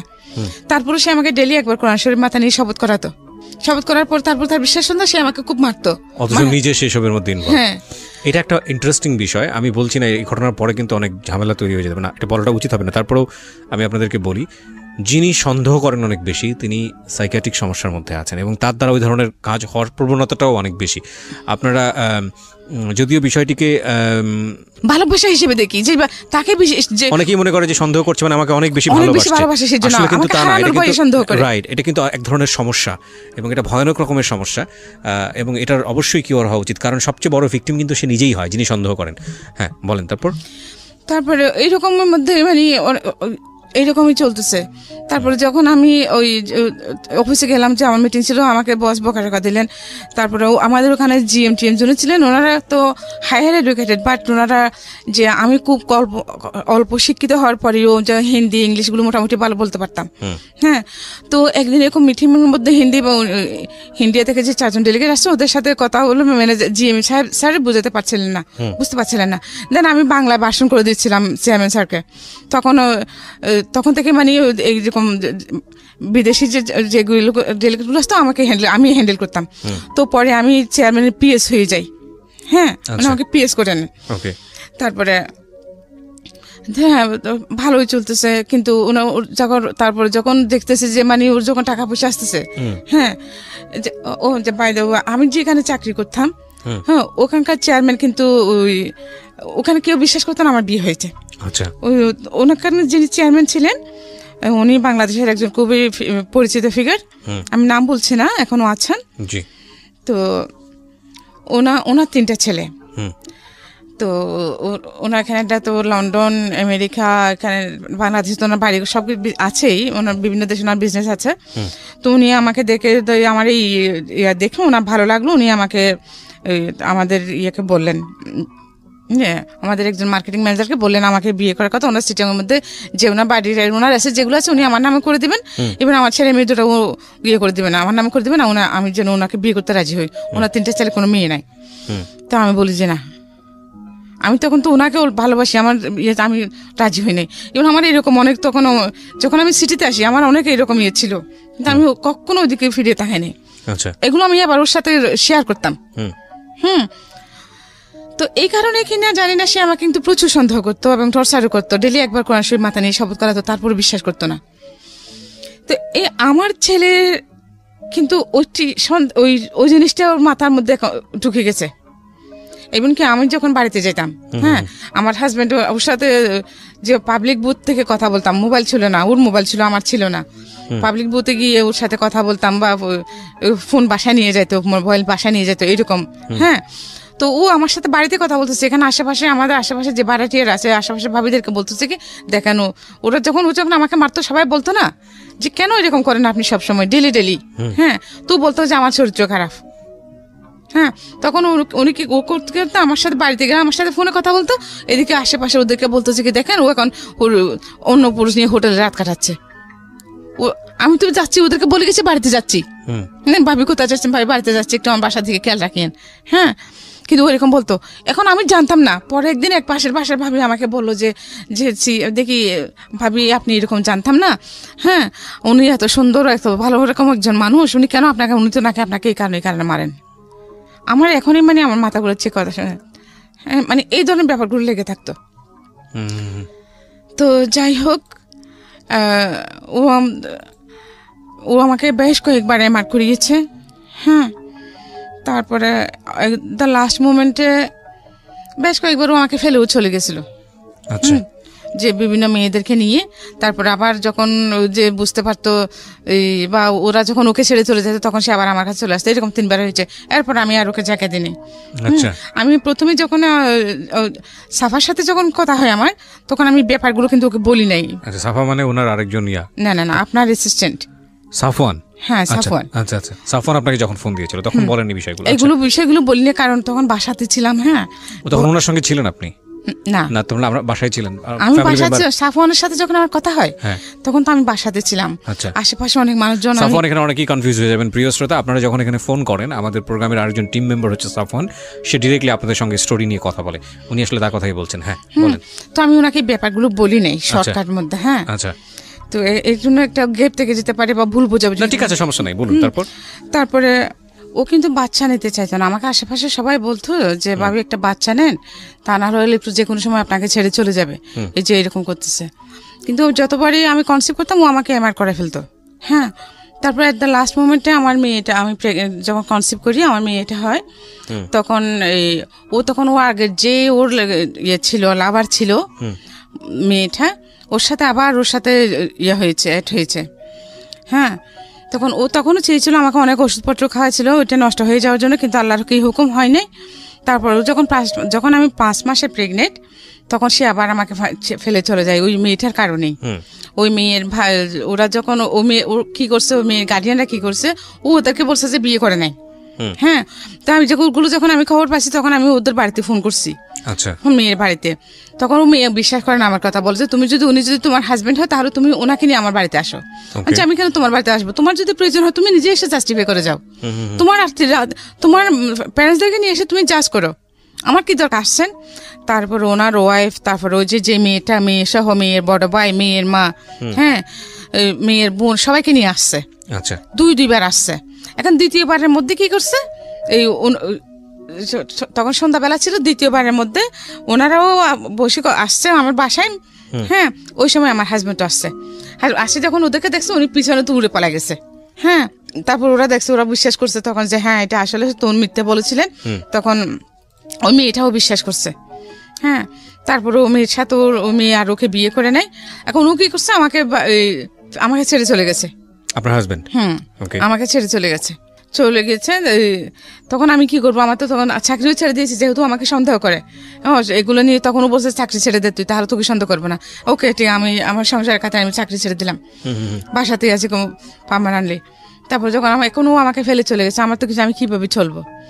তারপরে যাই হোক, আমার কিছু সঞ্চয় ছিল, ও যখন চলে গেছে আমার মেয়েটা, আমি তখন 5 মাসে প্রেগনেন্ট। আমি একটা রেলওয়ে কলোনিতে একটা সাবলেটে একটা ছোট রুম নিলাম। ওরগুলো তো সরকারি কোয়ার্টার, ওরা একরকম সাবলেট দেয়। ওখানে আমি একটা সস্তার মধ্যে একটা ছোট রুম নিয়ে আমার বাচ্চাগুলো নিয়ে ওখানে থাকলাম। পরে আমার মেয়েটা এটা হলো। মেয়ে হওয়ার পরেও অনেকদিন সে কোনো খোঁজখবর নেয় নাই। 2 বছর পর্যন্ত অনেক কষ্ট করছি মেয়েকে নিয়ে, মানুষের বাড়িতে কাজ পর্যন্ত করেছি। তারপর মেয়ে যখন একটু বড় হলো, তখন আমার বড় মেয়ের কাছে ওকে রেখে দেন আমি আবার চাকরিতে ঢুকলাম। ওকে, আবার চাকরিতে ঢুকলাম। তখন তো আমার ওই চাকরিটা তো চলে গেছে। দেন আমি আবার একটা পত্রিকা দেখে পত্রিকা বিজ্ঞাপন দেখে আমি আবার একটা গ্রুপ অফ কোম্পানিতে জয়েন করলাম। হ্যাঁ, তো ওখানে আমি টেলিফোন অপারেটর হিসেবে জয়েন করি। পরবর্তীতে ওইখানেও যে আমার পারফরমেন্স আল্লাহর রহমতে খুব ভালো হওয়ার কারণে আমি পরবর্তীতে ওখানেও আমি চেয়ারম্যানের পিএস হই। আমার ওই গ্রুপ অফ কোম্পানির চেয়ারম্যানের পিএস হই আমি পরে। ওনারাও পরিচিত, যে মোস্তাফা গ্রুপ অফ ইন্ডাস্ট্রিজ, যে সৌদি গাড়ি আছে ওগুলার। তো আগ্রাবাদ ওনাদের নিজস্ব, আমি ওখানে করতাম। প্রথমে টেলিফোন অপারেটর হিসেবে ঢুকি, তারপরে যে ওখানে পিএস হই। আচ্ছা, হ্যাঁ, তো ওখানে আমার অফিসে কিন্তু সবার সাথে, আমার কলিগদের সাথে খুব ভালো সম্পর্ক। জি, হ্যাঁ, আমার কোনো ফল ছিল না। কখনো যে ফল থাকলে তারপরেও যে মাঝে মধ্যে কাজকর্মে তো ভুল হয়, তারপরে কিন্তু ওরা সেটা নিত না তেমন একটা। আমি আমার কাজের প্রতি সবসময় খুব আন্তরিক ছিলাম। সকাল 5টায় ঘুম থেকে উঠতাম, উঠে নামাজ কালাম পড়ে নাস্তা বানাতাম বাচ্চাদের জন্য, হ্যাঁ, রান্না বান্না করতাম, তারপর ওদেরকে তুলে যারটা সবগুলো রেডি করে দিয়ে দেন আমি 8:30 পৌনে 9টার মধ্যে বাসা থেকে বেরিয়ে যেতাম। আচ্ছা, হ্যাঁ, আমার বাচ্চারাও নিজে নিজে আল্লাহর রহমতে পড়ালেখা করতো। আমার মেয়ে স্কুলে যেহেতু এটা ছোট ছিল, ছোট মেয়েটা, তো আমার বড় মেয়ে ওকে নিয়ে অনেক কষ্ট করেছে। আমার বড় মেয়ে ওর সাথে ওকে নিয়ে স্কুলে চলে যাইতো, স্কুলে নিত, ওকে বাসায় রেখে পড়তো, অনেক কষ্ট করেছে আমার বাচ্চারা। তারপরে পড়ালেখা মাঝে মধ্যে গ্যাপও গেছে, ওর ক্লাস 9 এক বছর ওর গ্যাপ গিয়েছিল। হ্যাঁ, এখন যে আমার যে ওই মেয়েটাকে নিয়ে তো টেনশন নেই, ওর একটা পরিচয় তো আছে, কিন্তু ওর বাবা তো ওকে পরিচয় দিচ্ছে না। কার বাবা? এই যে মেয়ে ছোটটার পরিচয় দিচ্ছে না। হ্যাঁ, ওর বাবা তো ওকে পরিচয় দিচ্ছে না, যে ও আমাকে ওর ফ্যামিলিতে নেয় বাট ও আমায় ওর সবকিছু আমি চিনি জানি। হ্যাঁ, তো ও কিন্তু মানে পরিচয় দিচ্ছে না বলতে আমি যেটা বুঝি, যেহেতু আপনার সঙ্গে ওই কাবিনের রেজিস্ট্রি যেহেতু করেনি, ওইটা কারণে সে কারণে পরিচয় দিচ্ছে। ও কিন্তু আমাকে 3বার কোরআন শরীফ মাথা নিয়ে শপথ করছে, আমাকে কখনো ছেড়ে যাবে না। আর আমাকে প্রথমে আগে যেখানে বিয়ে করছে, জিনিস বলে রাখি প্রিয় শ্রোতা, প্রত্যেকটা মানুষই সুন্দর, সৃষ্টিকর্তা নিপুণ হাতে তাদেরকে তৈরি করেছেন, প্রত্যেকটা মানুষ তার নিজ কর্মে সুন্দর, কিন্তু বাহ্যিক রূপটা যদি কোনো ফ্যাক্ট হয়, আমি এভাবেই বলতে চাই, বাহ্যিক রূপটা যদি কোনো ফ্যাক্ট হয়, তাহলে উনি যে মেয়ের গল্পটা এই মুহূর্তে বলছেন, ওনার সবচেয়ে ছোট মেয়ে, ওনাকে আমি দেখেছি, উনি এসেছেন স্টুডিওতে, মাশাআল্লাহ, মানে she is absolutely amazing, she is beautiful, খুবই সুন্দর দেখতে। হ্যাঁ, বলেন। তারপরে এর মধ্যে উনি তো আমাকে ফেলে চলে গেছেন না, আমি এত কষ্ট করে আমার বাচ্চাদেরকে আমি বড় করতেছি। আমার বড় মেয়ের কি অবস্থা? আমার বড় মেয়ে তো এখন কলেজে পড়তেছে, ইউনিভার্সিটিতে পড়তেছে, বেসরকারি ভার্সিটিতে, বিবিএ 2nd সেমিস্টার। তো পাশাপাশি একটা জবও করতেছে, তো সংসার চালাচ্ছে। বিয়ে শাদী হয়নি না, তো এখন বিয়ের প্রপোজাল আসলেও আমি দিতে পারছি না, কারণ আমার যে টাকা পয়সাও নাই, তারপরে যে একটা মানুষ আসলে বসতে দিব আমার সেরকম ঘরও আমার নাই। হ্যাঁ, কারণ আমাকে দেখলে কেউ বলে না আমি গরিব, আমার মেয়েদেরকে দেখলেও কেউ বলে না সেটা। তো আমিও চাচ্ছি না আমার মেয়ে কেন, পৃথিবীতে কোনো নারীর জীবনে আমার মতো হোক, এটা আমি চাই না। আমি আল্লাহর কাছে প্রত্যেক দিন প্রার্থনা করি যে আল্লাহ আমার মতো পাবে এই পৃথিবীর বুকে আর কেউ নাই। হ্যাঁ, কিন্তু আমি চাই না কোনো নারীর জীবন আমার মতো হোক। ইভেন আমার মেয়েদেরকে যেন আল্লাহ শুধু দুটো ভালো নামাজি পরেশগার ছেলের হাতে যেন আমার মেয়ে 2টা বিয়ে হয়। আপনার কি এরকম হয়েছে যে বড় মেয়ের বিয়ে এসছে, আপনার এই অবস্থার কারণে ভেঙে গেছে বা হচ্ছে? হ্যাঁ, এরকম হচ্ছে, প্রতিনিয়ত হচ্ছে। ভালো ভালো ফ্যামিলি আসতেছে, কিন্তু আমার ফ্যামিলি ব্যাকগ্রাউন্ড প্লাস আমার যে টাকা পয়সা নেই, এই কারণে আমার মেয়েগুলো রূপবতী গুণবতী হওয়ার পরেও আমি বিয়ে দিতে পারছি না। উনি যেটা বললেন যে ওনার বড় মেয়ে ওনার ছোট মেয়ের চেয়েও মাশাআল্লাহ অনেক বেশি সুন্দর। যাই হোক, প্রত্যেকটা মানুষই সুন্দর, সেই জায়গা থেকে আমি একটু আপনাদেরকে বলি। দেখুন, গল্পের 2টা জায়গা, একটা হচ্ছে যে ভয়ঙ্কর রকমের ফাইটের জায়গা হলো ওনার নিজের, উনি নিজে কোনোভাবে নিজেকে কম্প্রোমাইজ করেননি, বা কম্প্রোমাইজ বলতে বলবো অন্যায়ের কাছে মাথা নত করেননি, সে অবস্থায় তিনি উঠে পড়ে যেভাবেই পারুক সামনের দিকে এগিয়েছেন। এখন অদ্ভুত ব্যাপার হচ্ছে, সেখানেও তাকে ভয়ঙ্কর রকমভাবে এক্সট্রিম লেভেলে স্যাক্রিফাইস করতে হয়েছে, এবং সেটা তিনি করতে বাধ্য ছিলেন, নিজ ইচ্ছায় কখনো করেননি, অন্যায় পথে পা বাড়েননি। এই মানুষটি আজকে যে জায়গাটায় এসছেন, সেখানে তিনি 3টা ছেলে মেয়েকে মানুষ করেছেন, বিশেষ করে তার 2টো মেয়ে এবং একটা ছেলে, তাই তো? আপনার 2টো মেয়ে একটা ছেলে, তাই তো? তো এবং এই 2টো মেয়ের বড় মেয়ে এখন সংসার চালাচ্ছে, উনি নিজেও কিছু টুকটাক করার চেষ্টা করেন, আর ছোট মেয়েটা পড়াশোনা করছে। দেখুন, ভয়ঙ্কর রকমভাবে এই যে সমাজ, আমি যে বারবার আপনাদের একটা কথা বলি যে আমরা ছেলেরা আমাদের সমাজ থেকে যতটা সুযোগ সুবিধা নিতে পারি, আমাদের মেয়েরা কত রকমভাবে যে বাধাপ্রাপ্ত তার কোনো শেষ নেই। এখন দেখুন, এই মেয়েটার বিয়ের ক্ষেত্রে একটা বড় সমস্যা, সেটা কি? সেটা হচ্ছে যে এই যে ভদ্রমহিলা, তার যে ফ্যামিলি ব্যাকগ্রাউন্ড বা তার যে স্ট্রাগল, সেই জায়গাটিতে যেটা বলে যে ব্রোকেন ফ্যামিলিতে বড় হয়েছে বা যেটাই হোক না কেন, এটা আমাদের সমাজের এখন একটা অনেক বড় দৃষ্টিভঙ্গিজনিত সমস্যা, এবং সে কারণে ওনার মেয়ের বিয়েটা ভেঙে যাচ্ছে। কি অদ্ভুত বিষয়! আপনি পুরো গল্পটা আজকে এখানে বললেন, আমি আসলে বললে তো কোনো কিছু হবে না, তবে এটা ঠিক যে আমি খুব ধর্মভীরু একজন মানুষ, কতটুকু পালন করতে পারি জানি না, তবে আমি বিশ্বাস করি প্রত্যেকটা মানুষের জন্য আল্লাহ তার বেস্টটা নির্ধারণ করে রেখেছেন। সো আপনি আল্লাহর উপর তাওয়াফ করেন, এবং নিশ্চয়ই আমি বিশ্বাস করি, আজকে তো অসংখ্য মানুষ এটা শুনেছে, আমি জানি অনেকে বিয়েও করার জন্যই আমাদের স্টেশনে যোগাযোগ করবে। আমি তাদেরকে নিরুৎসাহিত করছি এই কারণে যে আমরা আসলে এই ধরনের কমিউনিকেশন করি না। আমরা একটা গল্প প্রচার করি মানুষকে এইভাবে মোটিভেট করার জন্য, যে গল্পটা শুনে যেন নিজের জীবনে সে পরিবর্তন আনে in a positive sense. So আমরা এটা আপনাকে উৎসাহিত করছি না। তবে একটা বিষয় আমাদের না বললেই নয়, সেটা হলো যে যেটা আমি বলছিলাম যে সৃষ্টিকর্তা আমাদের জন্য ভালো কিছু নির্ধারণ করে রেখেছেন। আপনার বরং এক অর্থে ভালো হচ্ছে যে কেউ যদি এসে আপনার সব কিছু জেনে চলে যাচ্ছে, আমি মনে করি ভালো হচ্ছে। সে যদি আপনার মেয়ের চেহারা দেখে হোক বা যে কোনো কারণেই হোক দ্বিধাদ্বন্দ্বে ভুগে শেষ পর্যন্ত বিয়ে করার পরে যদি তখন ভয়ানক রকম ভাবে, তার চেয়ে বরং আমার মনে হয় যে আপনি ভালো মানুষের জন্য ওয়েট করাটাই বেটার। আপনি আল্লাহর উপর তাওয়াফ করেন এবং নিশ্চয়ই আপনার জন্য ভালো কিছু হবে, এটা আমি বিশ্বাস করি। হ্যাঁ, কারণ আপনার মেয়েরা যথেষ্ট পরহেজগার এবং আপনি যেটা বলছিলেন যে নামাজ কালাম করে, শুধু তাই নয় যে তাদেরকে আপনি কখনোই আপনি যে বিপদের মধ্যে দিয়ে গেছেন তাদেরকে আপনি সে আঁচটা দিতে দেননি। রাইট। তো এদিক থেকে আমার মনে হয় যে আপনাকে যিনি রেসপেক্ট করতে পারবেন, ভালোবাসতে পারবেন, শ্রদ্ধা করতে পারবেন, এরকম ছেলেই যেন আপনার মেয়ের জামাই হয়, এইটুকুই শুধু আমি বলতে পারি। আমার চাওয়া ওঠাই, আমি দোয়া করি মন প্রাণ উজাড় করে। জি, আপনার যদি শেষের দিকে কিছু বলার থাকে। হ্যাঁ, আমার চাওয়া ওইটাই যে আমি তো এখন অসুস্থ হয়ে গেছি, ঠিক চিকিৎসা করতে পারি না, ওষুধপত্র খেতে পারছে না। হ্যাঁ, তো আমার একটা মাত্র মেয়ে যে চাকরি করতেছে, ও কোন দিকে সামলাবে?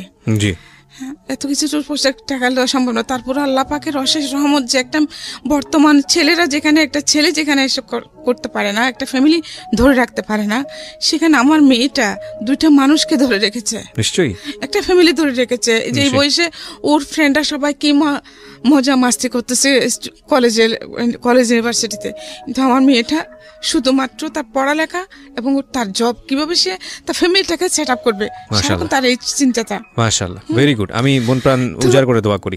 জি, কিন্তু আমাদের সমাজে দেখেন, আমার এখন 100% শিক্ষিত। যে কি করছে জানো, উনি বিবিএ পড়ছে। জি, বিবিএ সেকেন্ড সেমিস্টার। ওকে।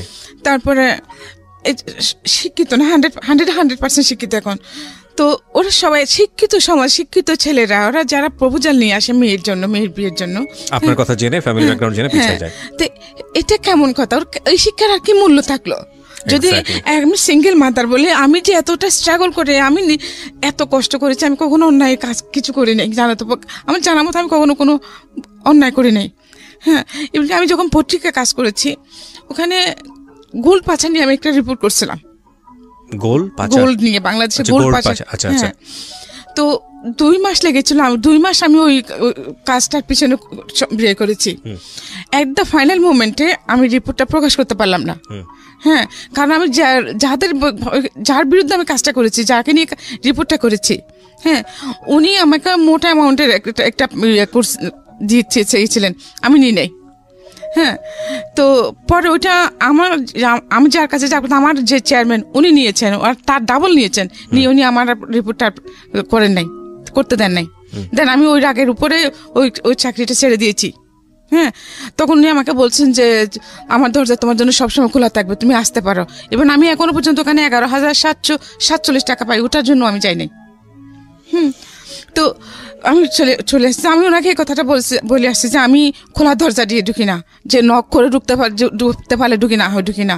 তার মানে আমি আমার কোয়ালিটি দিয়ে ঢুকি। এখানে একটা কথা আপনাকে বলি, আপনি আমার যে বয়সে অনেক বড় মুরব্বীজন, আমার মায়ের বয়সী, আমি আপনাদের কাছ থেকে গল্প শুনতে শুনতে এই জিনিসটা শিখেছি। সেটা হলো যে একজন মানুষ যখন নিজের কাছে মরে যায়, নিজের বিবেকের কাছে মরে যায়, ওই মানুষটা বাইরের দিক থেকে যত কিছুই হোক না কেন, পুরো পৃথিবী তাকে ভালো মনে করলেও ওই মানুষটা নিজের কাছে অপরাধী। আবার ঠিক উল্টোটা যদি আমি বলি, একজন মানুষ যখন ভেতরে ভেতরে সৎ থাকে, অনেস্ট থাকে, পুরো দুনিয়া তাকে অসৎ বললেও সে তার মাথা উঁচু করে চলতে, কিচ্ছু যায় আসে না, সে মাথা উঁচু করে চলতে পারে। দ্বিতীয় মানুষটা হওয়াটা খুব জরুরি। তো আমার মনে হয় কি আপনাকে আমি ওই কথাটাই বলতে চাই, দ্বিতীয় কথাটাই, পুরো দুনিয়া কে কি মনে করলো তাতে কিচ্ছু যায় আসে না, আপনি বরং আপনার কাছে অনেস্ট আছেন। হ্যাঁ, আমি একটা কথা চিন্তা করি যে আমি আমার মেয়েদেরকে, ও যে আমার মেয়ের যেখানে যে জব করে ওখানে ও টাকার খেলা। হ্যাঁ, ও চাইলে ওখান থেকে যে অনেক সময় মেম্বারেরা টাকা পয়সা বেশি দিয়ে ফেলে, কিন্তু আমার মেয়ে কখনো একটা টাকা ঘরে আনে নাই। ওগুলো টাকা বেশি আসলে ওগুলো কি করে একটা স্লিপ করে ওগুলো ওখানে অ্যাকাউন্টসে জমা দিয়ে আসে, বুঝা দিয়ে আসে। এটা